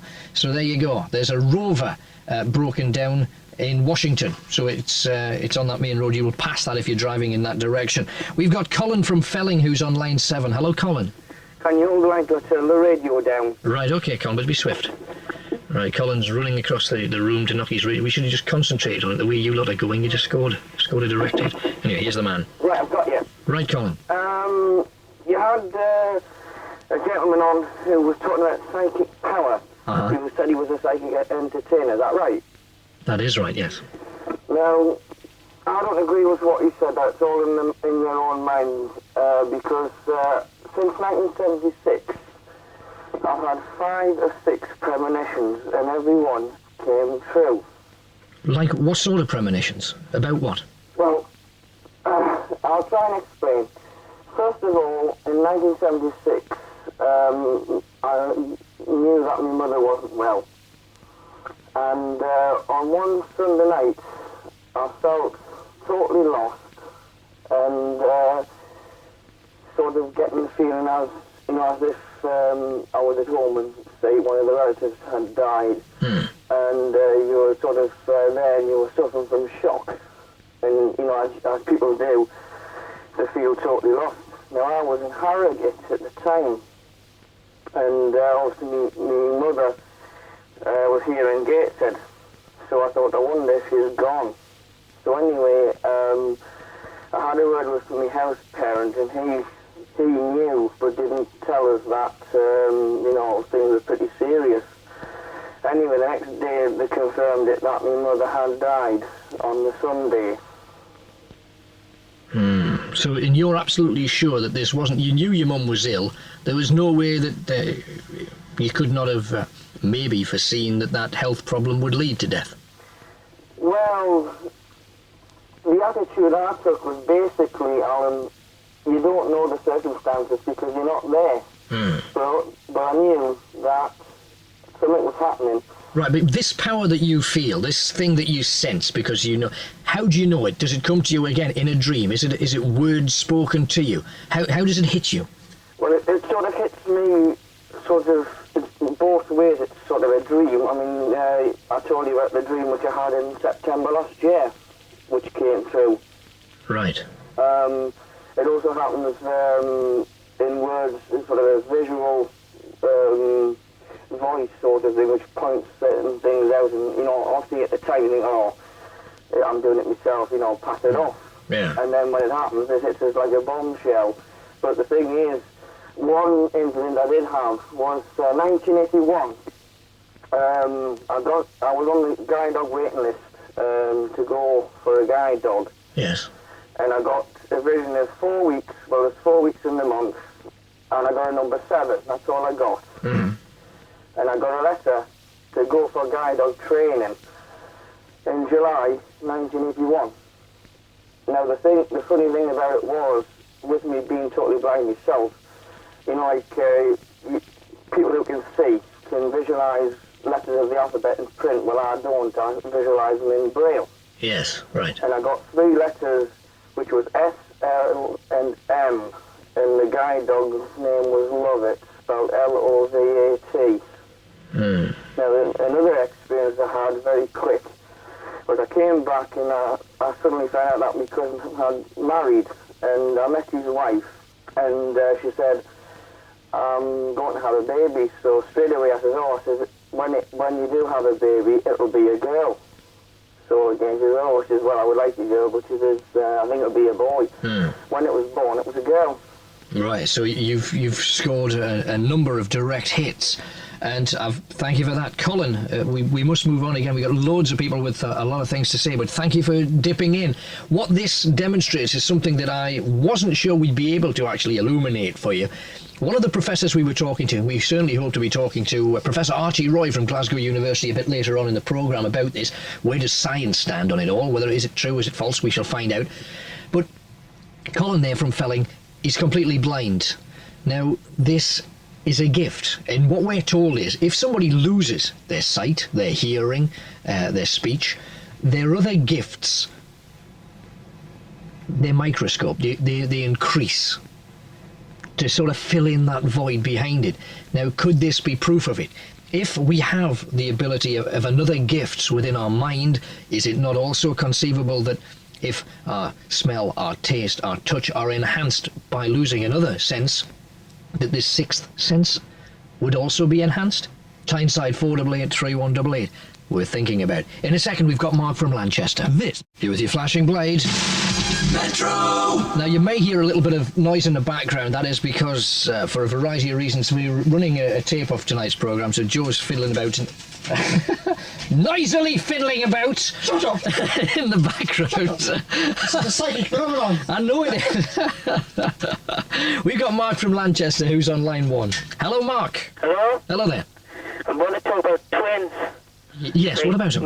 My mum's a twin with me auntie, of course, and they're like dressed the same. They don't see each other in the morning, but they're like dressed the same. And they're like, everything they wear can happen 4 or 5 times a week. And how close do these two live? Right now, they live like in the same village, but they used to live about 5-6 miles away. Yeah, some people would say to that one, Mark, that is it surprising that two women that were born at exactly the same time would not have the same taste in clothes? Well, another thing that happens is like, say a birthday comes up and they buy a card from totally different shops, it'll both be the same card without conferring. Oh, I see, right. So that's a bit more. Does that worry you? Because a lot of these families that have twins have more than one set of twins in there. Have you got a twin? No, I haven't got a twin. Right, I think you could live without that sort of thing. But thank you very much for calling. Certainly live without the belief. More cars are breaking down. It seems as soon as we plant that seed of doubt in people's minds about vehicles of one sort or another. We've just heard that there's a low loader, I think it's a Dodge vehicle, it's broken down on the A69 near Wylam, was listening to the programme, got to the AA, or the RSA, one of the doings, got to a phone, and the first people they actually rang was the Lighthouse programme, so thank you very much. And sorry about your truck. I wasn't concentrating on your truck at all. However, one thing that is at the back of my mind all the time is that car. Don't forget to get through with just details of things that have gone. If you just want to give us a quick one-liner on them, please ring Dilys. So you've got another 60 minutes. We're not going into the news at 1. Tyneside 488-3131. Dilys taking calls there. If you want to talk to me on air and have a battle, because the switchboard's chocker, ring Jane, Tyneside 488-3188. We go back to our spotter in Morpeth. Jeff's there. Hello, Jeff. Hello, Alan. I hear you've got ructions on down there. I got a car pulled alongside the clock tower and he's broken down. He's trying to fully tank it with petrol. And he's not having much success whatsoever. So the car's just broken down there? Yeah, just cut out completely. Right, so the clock, I've gathered there's a few people down there now. Well, some of them have gone home. Right. Yeah, we're down to a handful now. Right, I see. Right, yeah, so the clock's 3 minutes late right the way down the bottom now. Well, it was late at chiming 1:30 and it was slightly late chiming 1:45 and it hasn't struck 1 o'clock yet. Right. It's on 1 o'clock. And it's bang on the but it is now 1 o'clock. Yeah. So are you within hearing distance? Oh yes, if it strikes up, like you'll be able to hear it down the down the telephone now. Yeah. It should have struck now. It should have, yeah. Because that clock was bang on. Because we tested it. It was one of the few things we did first thing this morning. We went round making sure all these things were working properly. Yeah. And also we've managed to do something to it. Though what I'm not entirely sure is this. That car's started up now. Has it? He's got it going. Good lad. Well, let's see if he can get home in time. He'll be pleased, I think. He's a bit frustrated there. That's lovely. Jeff, thank you very much again. Right, Alan. Keep on the ball. Well done. So the spotters, I'll tell you, we're seeing a lot of very peculiar things. Can you imagine? We're channeling a lot of psychic energy, and I know what's happening now. I don't know enough about all of this sort of psychic carry-on to be able to quantify what all of this information that's being lobbed at me is all about. But it's understandable that when we started the programme, we had a lot of people very keen to concentrate and think about things. People are stopping doing that now. It is getting late on into the evening. Don't. If you still want things to happen, concentrate on them and keep concentrating. You can have a good kip. It's a bank holiday Monday tomorrow, okay? You can have a good sleep. You can have a lie-in. However, for the next 60 minutes, let's keep it going. Let's keep concentrating. Let's make more things happen. Tyneside 488-3188. I must hasten to add that an awful lot of these people don't want these things to happen, like the telly going off and they're oh, hang on, being handed another one. Thank you very much. Don't believe it. A policeman who doesn't wish to be identified, but it's the Northumbria Force, says his blue light won't work. Don't know whether he's just having us on or not, but if it's true, that's absolutely amazing. Thank you very much. Well, we did say no bells, just Little blue light. We have got Anne from Hexham who's on line 8. Hello, Anne. Hi. Hello. You should, in your preparations, you should have thought about having a breakdown truck on hand tonight. Metro could have made a fortune. I think that's certainly the case. So anyway, anything happened Hexham end? Well, I can't make my mind up whether the lights are off in the village or I just can't see that far down because of the oilseed rape that's grown in front of the house. Oh, I see. So there's a bit of glare there, is there? Well, there's normally, when I'm standing in the lounge, normally I can see a tiny cluster of orange lights down at Cholliford Bridge. Yeah. But I can't see anything, and I've stood up and I've reached as high as I can. I can't see anything bar car lights that come down the bank. So well, what we've done, we aimed for bridges at the very beginning. For a lot of we aimed for bigger bridges than the one at Cholliford.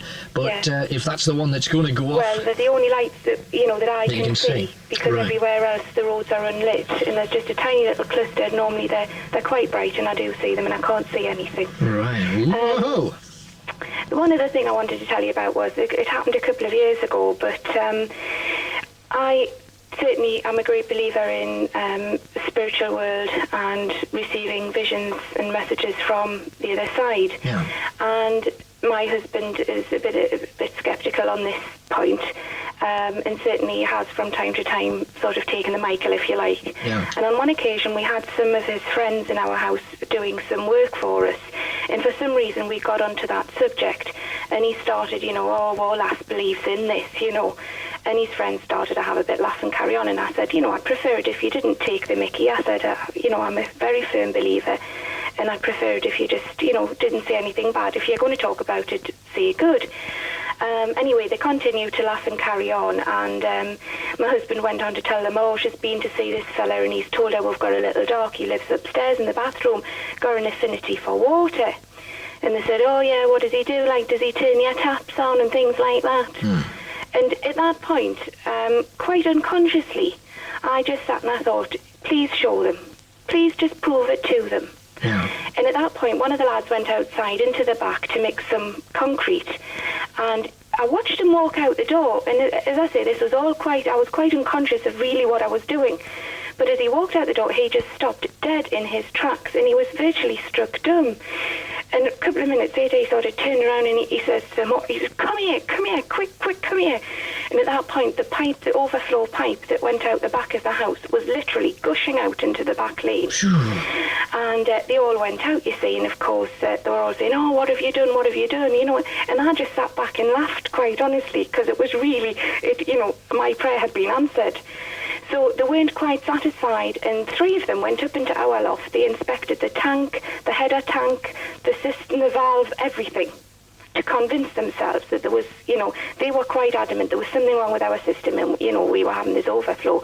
But it turned out there was nothing wrong, and that same lad would not put foot in our door again. And he believes that there is a presence there. Well, I don't know. I mean, we don't live in that house now, but certainly, he didn't want to come back. Do you think, though, we've been talking about how the brain is the weapon, if we choose to use it as a weapon. Do you think it's because you felt so strongly that you wanted that to happen, that you deep down made it happen? Well, I don't know. As I say, it was quite sort of unconscious, what I was aiming to do. My main sort of prayer to the spirit world was, please show them, because I feel, it's like people who have who are very strong with their religion. They don't like people, saying anything against it. And I feel very much that way about spiritualism.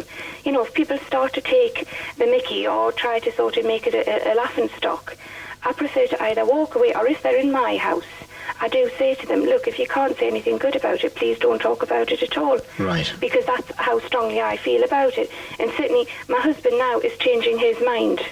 He sees, just a couple of days ago I said to him, I've been told by someone that you are to have a painful area at the top of your spine. Now, I know for years my husband suffered with backache, but it's always been in the lower part. He once put a disc out in the lower part of his back, and he's just suffered with the after effects. He came in tonight. I was tempted to say that must have been a hell of a honeymoon. Well, I don't know. I'll have to ask him. It must have been the time before me, I don't know. No, but he came in tonight and he sat down and he says, well, for what it's worth, I think I better tell you. I've got backache, and he says, it's in the back of my neck.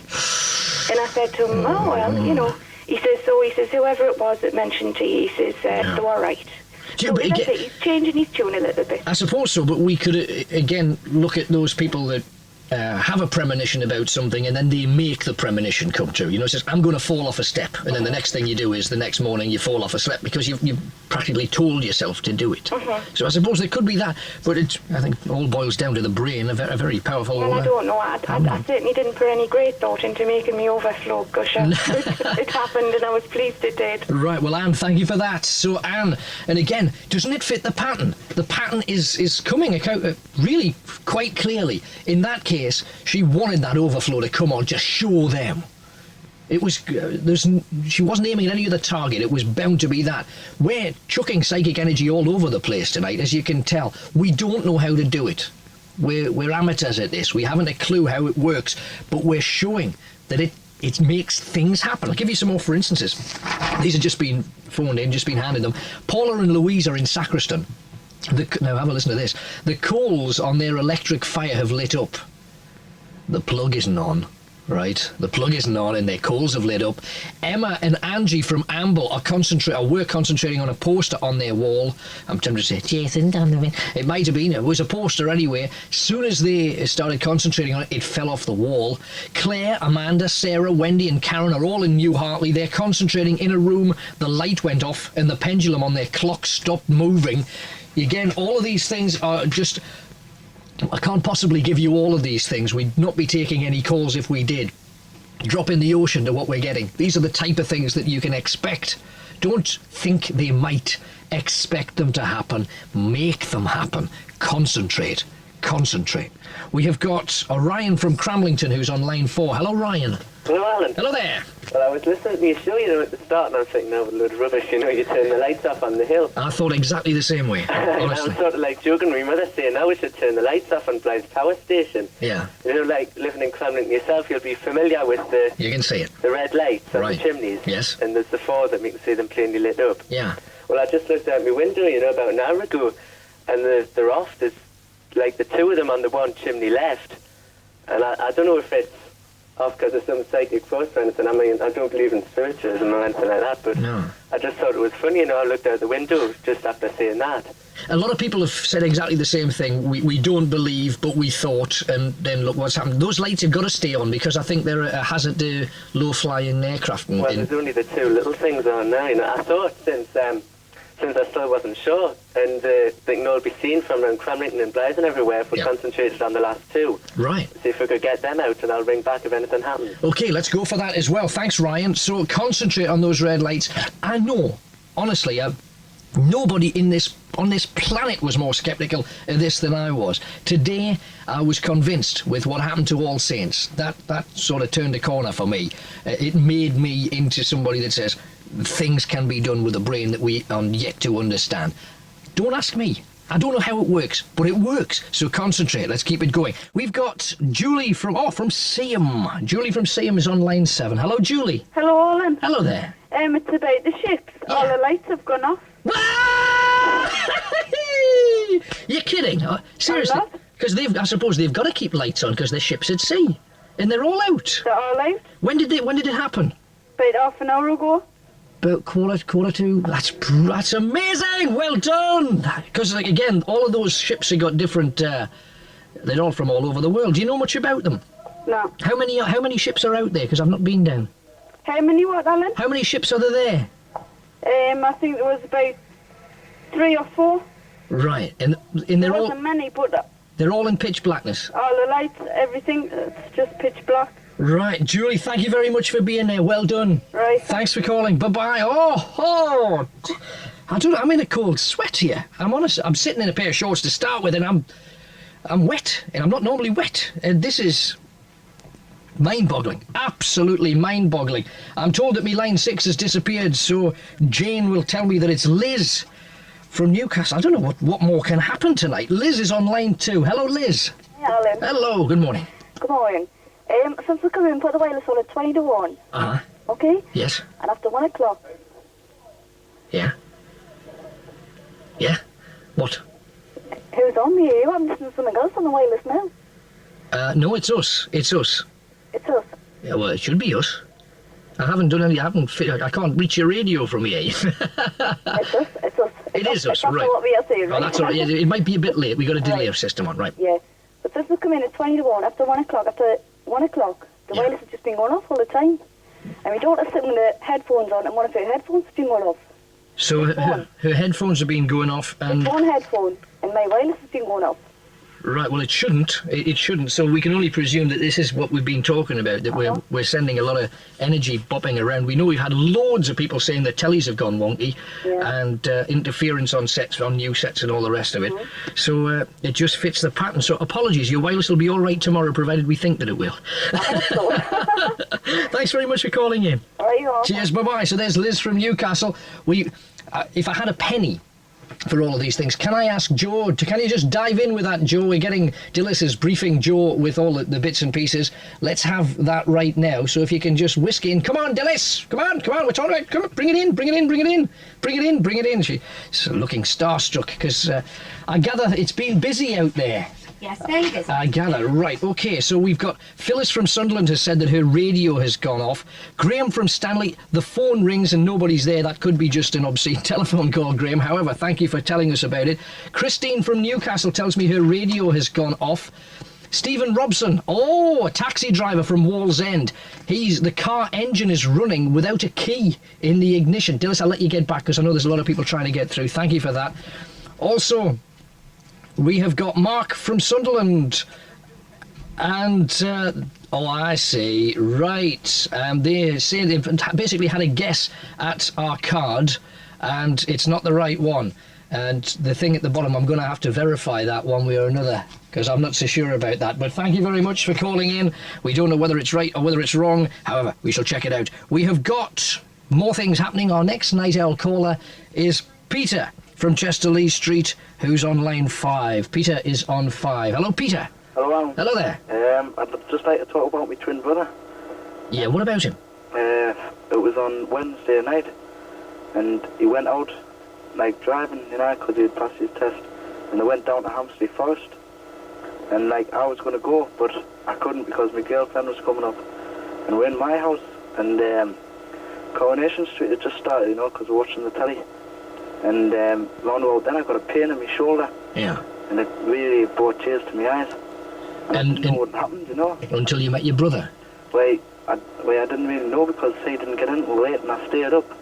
Because he went out with his mates, one of my mates, Worm, who lives just down the street in Hammy, and they went out to see Forest, and round about 7:30, he ditched the car. There was trees in front of him. Oh, the road was dark. Yeah. And as he took the corner, he ditched it, and the seat strap on the front pulled him up, and he got in about 2 o'clock because I waited up because I had butterflies in my stomach. I felt worried because he's never really been out that late before. And when he came in, he said he'd been in a car accident. Yeah. And you had the injury exactly where? On my shoulder. Exactly in the same place that he had? I got a pain in my shoulder. My girlfriend was worried now, and I didn't know what had happened. And eventually, I got in the car and I ran to the hospital, and he dislocated his shoulder. Right, so this is, scary stuff, scary. Is that the only time it's ever happened between you and your twin? No, we've had other pains before when he's broken his leg or something. I've had a little pain in my knee. Right. But not like that before, not that sort of pain. Right, okay, thank you very much for sharing that with us. We're getting all sorts of things coming through now, and we're going to be talking to Stephen from Morpeth fairly soon. Let's just have a squidgy about. And we've got Margaret on line 9 from Hemlington in North Yorkshire. Hello, Margaret. Hello, Alan. Hello, so what's happening in your place? I hear that you've got something a bit alarming going on. Well, earlier how you said you weren't allowed to think of bells? Uh-huh. Well, there's nothing really else in Hemlington.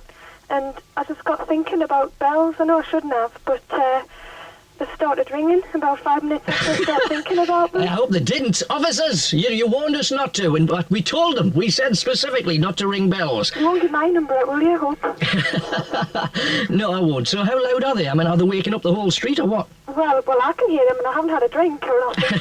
But, hold on, I'll put the phone near the window, and you might be able to hear them. Right, all right. Okay? Uh-oh, I think we're in trouble, Owls. Hang on, can't hear anything yet. Yes? Yes, I can certainly hear bells there.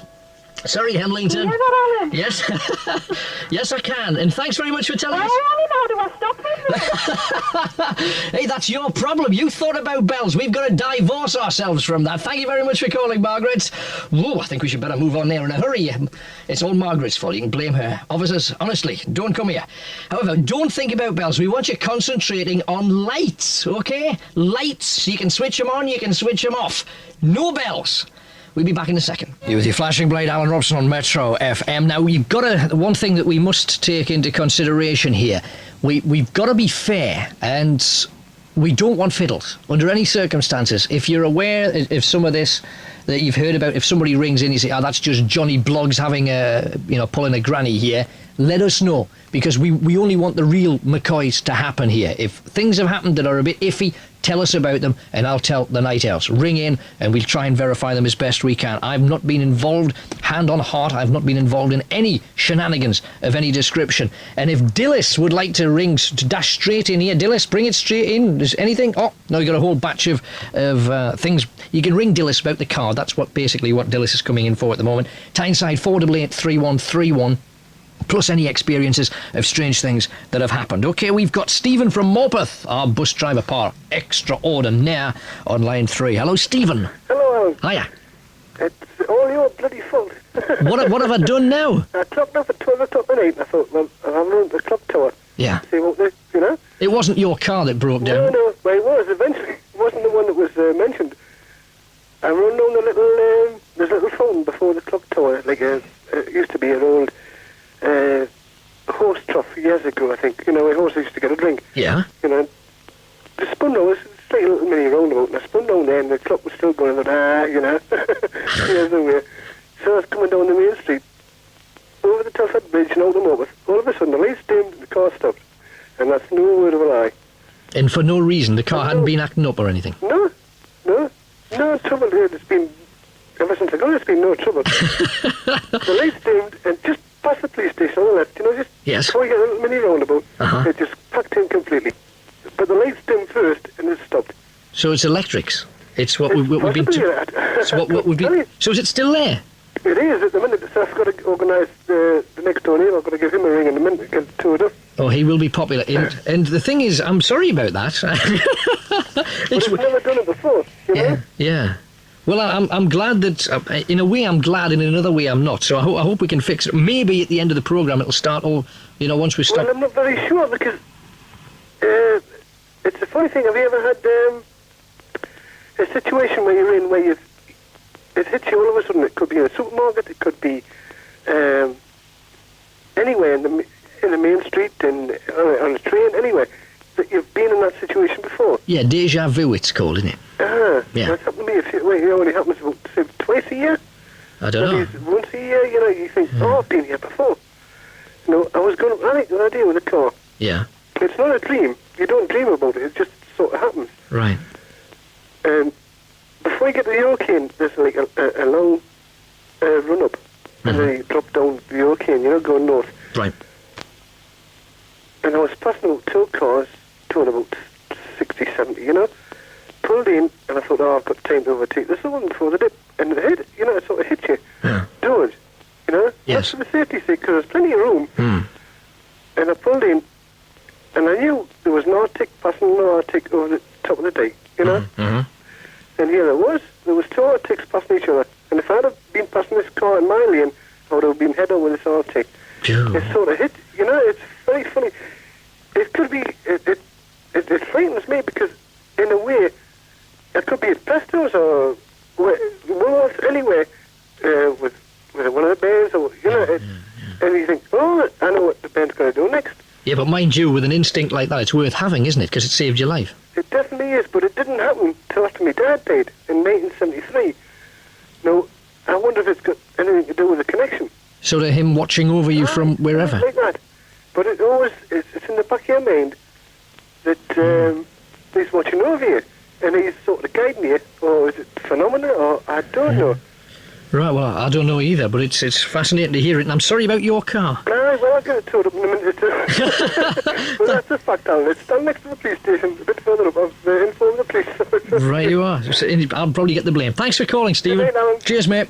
Now, you've heard Stephen before with his various tales about life as a busman up and down Northumberland. He was going towards the clock tower on his way home. You stopped his car as well. That's 2 cars tonight. That's got to be beyond coincidence, hasn't it? That clock, incidentally, struck very late the second time round. It was well after a couple of minutes late, and it wasn't for the rest of today. And there's people being around the base of that. There's no way in, no way you can do it unless you're in the middle of that. Something's been changing it. Tyneside 488 3188. We've got Anne from Malton who's on line 7. Hello, Anne. Alan, all targets realised. Unbelievable. It seems that way, My yes. goodness, you'll have to face the music in the morning with the broken down cars and tellies. It's a bank holiday. I'll be difficult to find. Won't be able to find you. And now a very quick, rather odd little thing that happened here. My husband and I were having breakfast one morning, quite a normal morning, nothing untoward. The door into the next room was shut.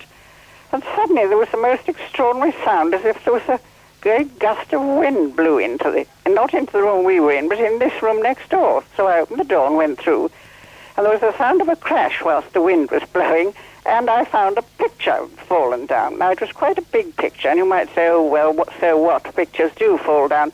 But the hook that it was hung on was absolutely dead secure. There was nothing wobbly about it, and the picture was not hung on a cord, but on a wire, which was unbroken.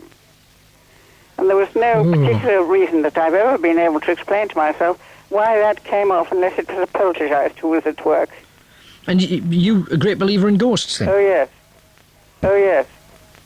Yes. But this was very eerie. I mean, I picked it up, and there was the wire intact and the hook intact, and there was this strange sound which sort of blew through the house like a great gust of wind. And there was no way that wind could have done something like that? No, because the door was shut out onto the outer door. So it was one of those unexplained things I've never been able to explain. Gee, what about this power of the mind thing, though? That's what we... I certainly wasn't willing to have to put the picture up again. I suppose not. Right, OK, Anne, thank you again for that. Bye-bye. Bless your heart. So there's Anne from Malton. Ghostly. It's this link between ghosts. A lot of people, because they're conscious of what ghosts are supposed to be able to do, if they exist, and again, we keep an open mind in all of these things, maybe people think, ghosts knock pictures off, and even subconsciously you can think about something and other things happen. Like there's a case that I have been informed about within my own family, and I'll briefly tell you what it is.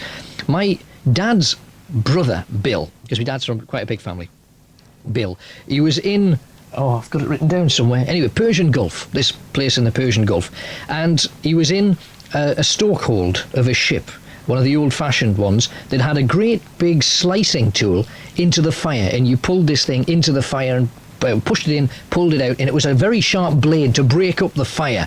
Those ex-merchant seamen will know what we're talking about. Now, he was 2,000 miles away. His mother, my nana, was, and this is sworn on the life of my father, this, and my grandmother had a feeling that there'd been an accident and he'd been hit in the head by this huge slicing tool, and contacted the shipping company the following day. They hadn't heard anything back, because we're talking 1920s, 30s. And then 2 weeks later, she got a telephone call from her son saying the accident had occurred exactly as she had foreseen it. The room that she had drawn on a piece of paper for the shipping company was exactly what a stokeroom is like. She'd never been in one. He'd never described what a stokeroom was. And this huge tool had been pulled out too quickly and actually hit his best friend, slicing the top of his head off. He needed 20 stitches and lost part of his scalp. He did survive. It was a bloody experience, but she did foresee it so accurately that the company didn't even know about it for another fortnight. How do you explain it? Tyneside 488 3188. Next caller is Daniel, who's from Durham, and he's on line 8. Hello, Daniel. Hello, Alan. Hello, sir. It's just me and my friend tonight, since you mentioned about lights. Yes. We live right in the centre of Durham, and right near Durham Castle and Cathedral. Yes. And my flat looks straight opposite the castle and cathedral, and we decided just to stare at the castle for as long as we could. We've been on with the castle for about an hour, and the lights went off at 12:30, yet the cathedral lights stopped on. The cathedral lights stayed on, but the castle lights went off at what time? 12:30. At 12:30. Yeah. Well, what we need confirmation from is, night owls, do the castle lights always go off at that time? I mean, you live there, are they normally on all night? Usually on all night to about 6 o'clock in the morning. Right, so the Durham Castle lights have gone off as well. Yeah. Right, now, this power thing, were you concentrating on them? Were your friends sort of thinking towards them? We were just like really concentrate. We like never spoke a word to any of us, and we just really concentrate like on the castle. And the castle lights went off, yet the cathedral lights stopped on. So, what happened within your circle when they went off? What did you say to each other? We all just looked at each other and flew down to the phone. Right, well done. Thank you very much for tipping us the wing, Daniel. Well done to you. Okay. So there, again, something else that is... we never mentioned Durham Castle to you at all, did we? Something that hadn't crossed my mind, but of course it's well lit up. Think about other places across... What about Warkworth? Go on, retrospect. There's lots of castles. Haggerston, Bamborough. Come on, there's a lot of places we can still aim for. Tyneside, 488, 3188. And the one thing that you must realise is there's not somebody at the back of this pulling strings. This is you doing it. Remember that. Tyneside 488 3188, and I haven't got as many strings to be able to pull all of these things. Anyway, we were planning to talk to somebody from the Dianetics mob, however they have bottled out. Tyneside 488 3188. We also tried to get a medium, had a medium arranged. Some people say that mediums are neither rare nor well done. However, mediums decided against it. Tyneside 488 3188. We hope to have a professor. We've been trying to get him. That sounds bizarre to say, but would you believe trouble with the phones we're having here tonight? But keep the calls coming. That card thing, we're going to have to sort that out fairly quickly. Tyneside 488 3188. Keep them coming if you want to talk to me on that number. To the card and other experiences to Dilys, Tyneside 488 3188. We've got Julie the Spotter on line 7 from Stockton-on-Tees. Hello, Julie. Hi. Lots of things happening this end. What about yours? Well, apart from the telephone not working properly and the little blue light in the tower in the clock going out, nothing. Right, well, we've heard that apparently the clock's on a time switch. Yeah. So there's no great... unfortunately, we'd hoped for great things, but not much has happened. Any cars broken down there? Because a lot of that's been happening in Morpeth. No, not here. There's loads of taxis about, but nothing broke down. Nothing broken down. No. Right, so we haven't started ours up yet. We might be stuck in Stockton for the night. It might be. If we don't get a chance to talk to you before the end, thank you sincerely for what you've done, because it's been brilliant. I hope you've enjoyed it a little bit. Yes. And are they warming you up, those two big burly fellas here? Yeah, one's asleep in the back of the can, the other one's with me at the phone box. Right, well, that's great. I'm glad you were looked after, because it was one of the concerns that I had. Thanks for coming. I wouldn't have come on my own. Good lass. Sensible move. Thanks. Yeah. What's his name? John's with me and Mike's in the car. Thanks, John, and I'm not saying thanks to him because he's asleep. Thanks for calling and thanks for taking part, Julie. Thank you. Cheers, bye-bye. So we had spotters in various places that we were hoping for. The clock at Stockton, it's working fine. So we didn't manage to pull the pudding there. We got a few lights off, but they're on a time switch. OK, it was 45 minutes before they were due to go. Can you claim that? I'd be a bit reluctant to, in all honesty. We have got another night owl, but Jane won't tell me who it is. However, it is Mark from Sunderland who's on line 6. That was a snidey remark. I apologise. Hello. Hello. Hello there. Alan. Yes. I just want to tell you about, right, we've got a ghost now. Yeah. Yeah. Right, what happens is every bank holiday, right? Bank holiday weekend, this weekend, right? Yeah. And a few of the boys, a few weeks, well, on the last bank holiday, last one gone. Yeah. We're all having a few drinks, like everybody off work on the Monday. And we heard rumblings, like noises upstairs, and everybody thought that was burglars, right? Yeah. So we all ran upstairs, had a good rate about. And there was no one there. So it's a old house, and we reckon that it's spooks like so. It couldn't be maybe the fact that all of you have got a bit of a bottle problem with ghosts and spooks. You all think of it, so between your minds you create the strange phenomenon that happened. No, well, it's happened a few times. A few people says, "Oh, it's a old house," so it must be ghosts. Aye, well, I didn't believe them myself, like. But you do now? Aye, at the moment I do. Well, sitting there, you're waiting for something to happen. Okay, you sound a bit nervous, but thank you very much for calling in. We're getting loads. Keep calls. We need a couple of calls more, because we've got quite a lot to get through tonight. However, what I will say is we've got 2 prizes. The prize will go to the first 2 correct answers on this. 3 pieces of music. The first one was Witchy Woman by the Eagles. The second one, That Old Black Magic by Frank Sinatra. This is clue number 3. Now, it's not to do with magic. There is a magic in itself, because we know the 3 songs are about magic-ified things. But there is something else. A word, a phrase, something that links these 3 together. If you can tell me what it is, you'll win those 2 books. There's a couple of good book prizes worth about 15 quid a slot. If you want to win them, link them together, and we'll have hopefully a summation. I'm going to do a bit of running around, try and find out what has happened. We'll try and list it all off, and hopefully try and eventually get through to Professor Archie Roy. While this is all going on, it's a busy night. Metro FM, Alan Robson with you. And on a night such as this, we've got to talk to somebody well and truly in the know. And we've managed to get from Glasgow University, Professor Archie Roy. Hello, Archie.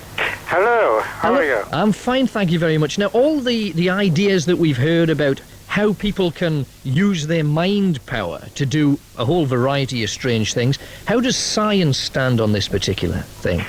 Science is very mixed on these things. Some of us who have been studying these things like telepathy and clairvoyance and premonitions and, mind over matter psychokinesis feel that the amount of evidence in favor of these is overwhelmingly positive for anyone of open mind. But there are many, many scientists who are still very skeptical about these. Such scientists are usually ones who have never even looked at the subject. Now, you say you've done experiments yourself in this. How do you actually go about doing that, then? Well, I really don't do experiments in the sense that what happens to me is that being well known as a person interested in psychic matters, people ask me out to their houses, if they feel that their house is haunted or they are haunted, and I've acquired a great deal of experience in that sort of thing. Also, of course, I've been a member of the Society for Psychical Research for many years, and in fact I'm a vice president of the subject, of the science. And so, in a sense, I've done a fair amount of study and have, in a sense, read a great deal about the experiments that are conducted in parapsychological laboratories. But my own sort of forte is in going out and investigating and trying to help people who think their house is haunted. So what would you do under a circumstance like that? You go there, a lot of things have happened, items have moved, things have smashed off walls. What do you do? Well, the most common one is something like that. People think that there are heavy raps and bangs in the house, and that the furniture moves about, and that streams of water fall from the ceiling, and little fires keep breaking out, and they seem to be the subject of malicious pranks, almost as if you have a sort of invisible juvenile delinquent in the house. Yeah. And of course, when you go out with a totally open mind, and sometimes you find that it's a council house, and perhaps the people are just trying to get a better council house. And so they're hoaxing you. On the other hand, you might find that they've just been to see the Amityville Horror or The Exorcist, and then they go back home, and it just happens that there's for example, a water hammer, an airlock in the plumbing, and of course they get bang, bang, bang, and of course they say, we're haunted. Yeah. And so what you've got to persuade them is that it's not an exorcist they need, it's a plumber. And then, of course, unfortunately, you get the people who are mentally unsound, and so you try to persuade them to see the family doctor or a psychiatrist. But after eliminating these, there are cases of the old-fashioned kind, and I think that my colleagues and I have become convinced that these things do happen. There is no doubt about it. So do you believe, though, that this is something to do with beyond the grave, or is it more what the power that people have within their own mind? I think it may be more due to some sort of subconscious level in the family's minds. There are, in fact, sort of 2 favorite theories about poltergeist. One is that usually the psychical researcher looks for the unhappy teenager who is at odds with the world, at odds with their parents, hates school, has no friends, and although they are not consciously doing it, at some level in their subconscious they are saying, the whole world is getting on top of me. I'll turn the whole world upside down. And using some sort of forces that we simply haven't come to terms with in physics, they proceed to do so, not consciously but unconsciously. And if you can actually get the confidence of that person and perhaps help them to understand their problems, etc., the phenomena cease. So it's the power of the mind. Yes, on the other hand, there are some cases where you find yourself struggling to avoid accepting that there is some sort of entity of mean intelligence around, which is perhaps using the unhappiness in the family. Yeah. So what about these people, though, that claim to go a little bit further than that and say that they can tell when somebody's going to die because they get strange lights around the house? Not so much entities, more a premonition of a disaster to come. There are long traditions of various phenomena being seen in famous families when one of the number is going to die. And there also are people who claim that if they meet a person who is going to die, they get some sort of indication, either by a shadow being seen over the person's face, or perhaps seeing the person dressed in his shroud. Up in the west coast of Scotland and in the Highlands and Islands, you still get people who have this second sight. They say it's not a gift, it's a curse. I remember one of my classes in parapsychology for adults, a woman came up to me afterwards and said, I said, "What do you do?" And she said, "I'm a district nurse and a soothsayer." And so I said, "Well, what form does your soothsaying take?" And she said, "Oh, I can tell when people are going to die." Oh. And so we talked for a few minutes, and then I was terribly glad when she said, "Well, I'll see you next week." Wonderful. But can I ask you about again, it's all to do, it seems, with the power of the mind. There have been a lot of films about it, scanners with exploding heads on people and all this sort of carry on. Oh, yes. It has been brought more into the public eye, let alone the public mind. When you hear people like the Uri Gellers of this world saying we can stop clocks, we can start watches, and all of this sort of thing, does that make Professor Archie Roy believe it? I'm not sure. You see, there is good laboratory evidence that at least some people, like the Russians, Nina Kulagina and Alla Vinogradova, can actually move small objects by sheer power of mind. I think Kulagina's great trick was if a raw egg was broken into a sort of goldfish tank or an aquarium tank, she would look at it and separate the white from the yolk. And again, there's an American lady, Felicia Paris, who, thought that, well, what two Russian ladies can do, a good old American lady can certainly do. So she practiced for months and then found that she was able to move small objects across the table by just willing them to move. Yeah. But you see, that's a far cry from the massive phenomena in a poltergeist case where essentially settees are overturned, etc. I remember I once had a case where there were, about 50 policemen over the previous few months, and the chief inspector said to me, I had to take some of my constables off that case. They were turning in reports like the bed was proceeding in a northerly direction. Superb stuff. The thing, though, about the mind, we've heard perhaps more from twins, more from members of families who have, even though maybe their daughter or their son had been at another part of the world, they felt at one precise moment that there was something wrong and could sort of zero in that. They knew automatically that it was something wrong. How do you reckon that could be possible? Well, first of all, there are literally thousands of these cases. And as you say, it's like Uncle Harry is drowning off the Great Barrier Reef in Australia. And either at that moment in England, some of his relatives get a terrible feeling of foreboding and say to each other, something's happened. Or else, Uncle Harry appears to them as large as life. And they say, what are you doing here, Harry? You're in Australia. And he smiles at them and sort of looks round at them and then disappears.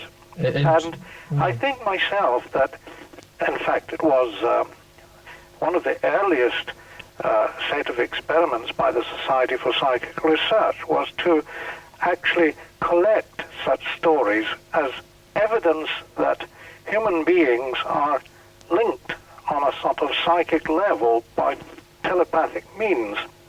And so when Uncle Harry is dying, drowning, his greatest wish is to be out of this and with his loved ones. And somehow or another, that punches the information into his loved ones' minds, and they create what is essentially a hallucination of Uncle Harry. Yes. There are thousands of these cases. There were many hundreds during the First World War and the Second World War of people being shot down or drowning, yes, and their families, their mothers, their husbands, etc., seeing them or just knowing exactly at that moment that something had happened. Right, so in a words, Professor Roy, if I said to you, do you believe that people can move objects or certainly pass messages from mind to mind, your answer would have to be yes then, wouldn't it? Oh, definitely. The evidence is overwhelming. Right, well, Professor Archie Roy, thank you very much for joining us. It's a pleasure. Well, what about that? So there, the Professor is absolutely positive that it's happening. We thank him for taking part in the programme.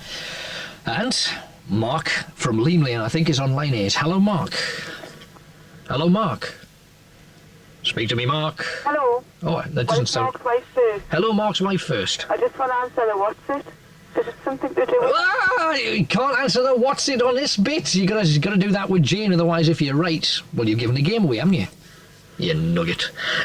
I'll hand you back to the switchboard. You can answer the what's it with Jane now. Meanwhile, we...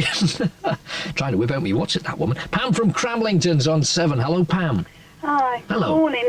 Morning to you.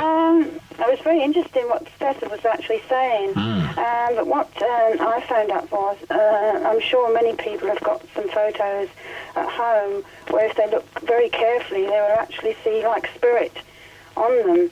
I have quite a few, but two that I really call to mind, and that is of my long-coat Chihuahua bitch that died about 4 years ago.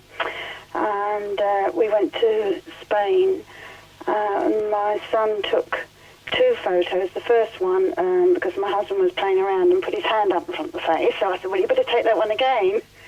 And they were Polaroid ones. They weren't, normal camera.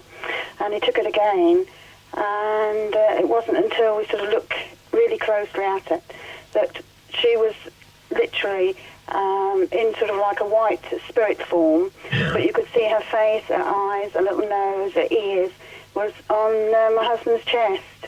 And that was on two of them. Yeah, but I mean, it's instant, it develops instantly. But there's other photos and that have been taken, that have been developed, and we've sort of got spirit photos on there.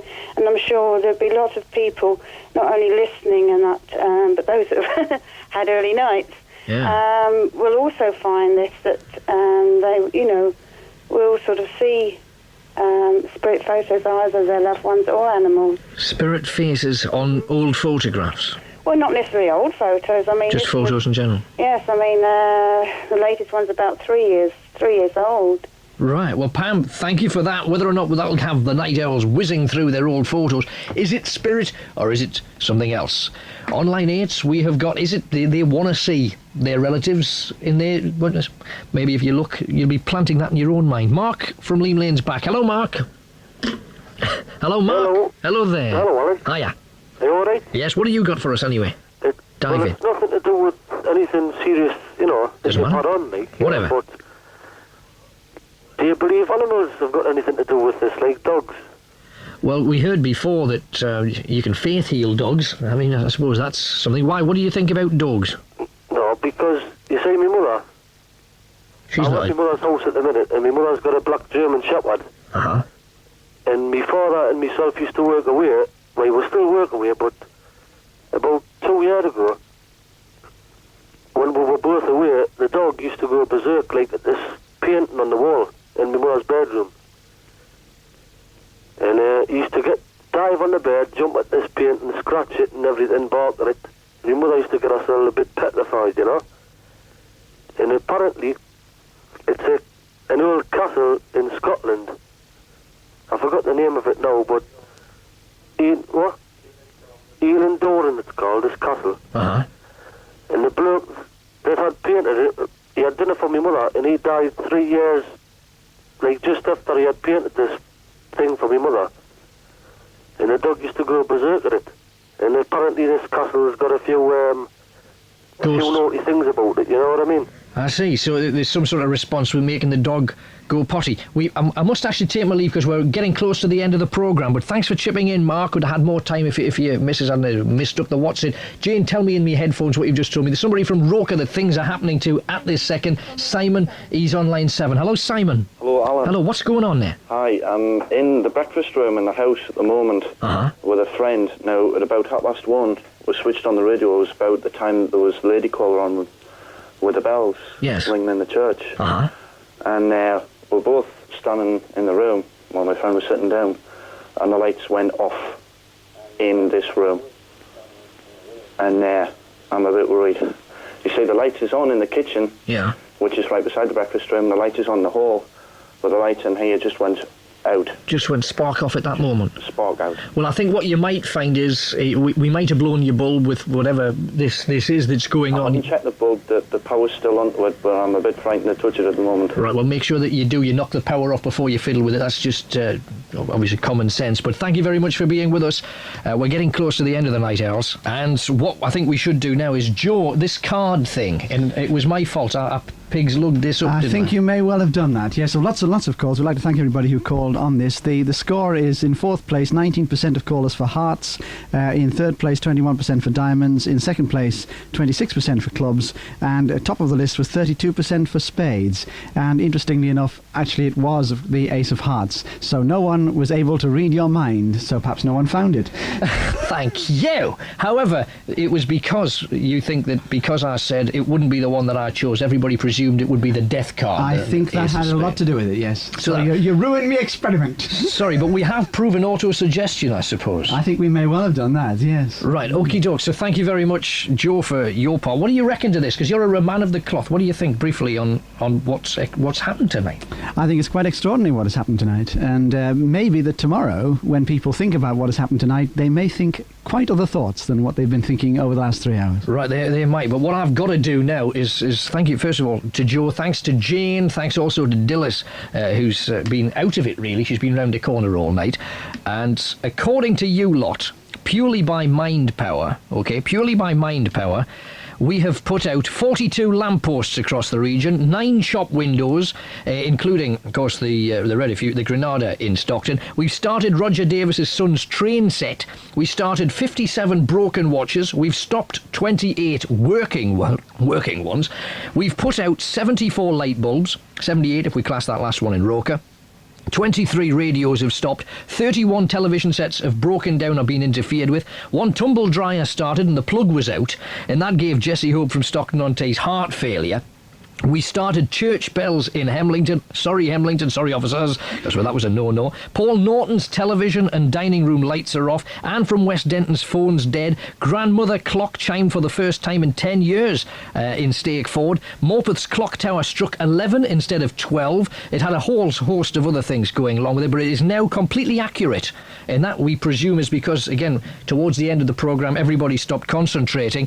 Penshaw Hill's been off and on. However, we have had a call from somebody that said, we saw somebody tampering with their fuses, and if that's true, that's a naughty no-no, because we wanted this to be completely above board. The lights went off on Cholerford Bridge. 3 people have confirmed that. 2 cars have broken down near Morpeth Clock Tower. The coals in Sacriston lit up in an electric fire, and it's not even plugged in. 2 lights have gone off at Blythe Power Station. Miss Julie Kay says we stopped a personal gadget of hers, even though she just put new batteries in it. Julie had called a man in. However, 1 policeman in Northumberland has said his blue light won't work. 3 motorists had their electrics short out. A Rover in Washington, XR3i in Hexham, a Dodge low loader on the A69. Lights off in Roker. Durham Castle lights have gone off. Again, when you think about it tomorrow, maybe we'll think differently about it. But to me, just a list, I've got 3 pages long, can't possibly read it out. Can we still believe that the power of the mind can't do these things? And the sad thing is, if everybody put as much energy into changing the world we do live in, physically, crime, the way we treat each other, the environment, nothing could stop us. But you have made tonight miraculous. 3 hours. It's not my brain. If brains were dominoes, I'd be tapping. From your flashing blade, Alan Robson, good night, God bless you, and I wish you well.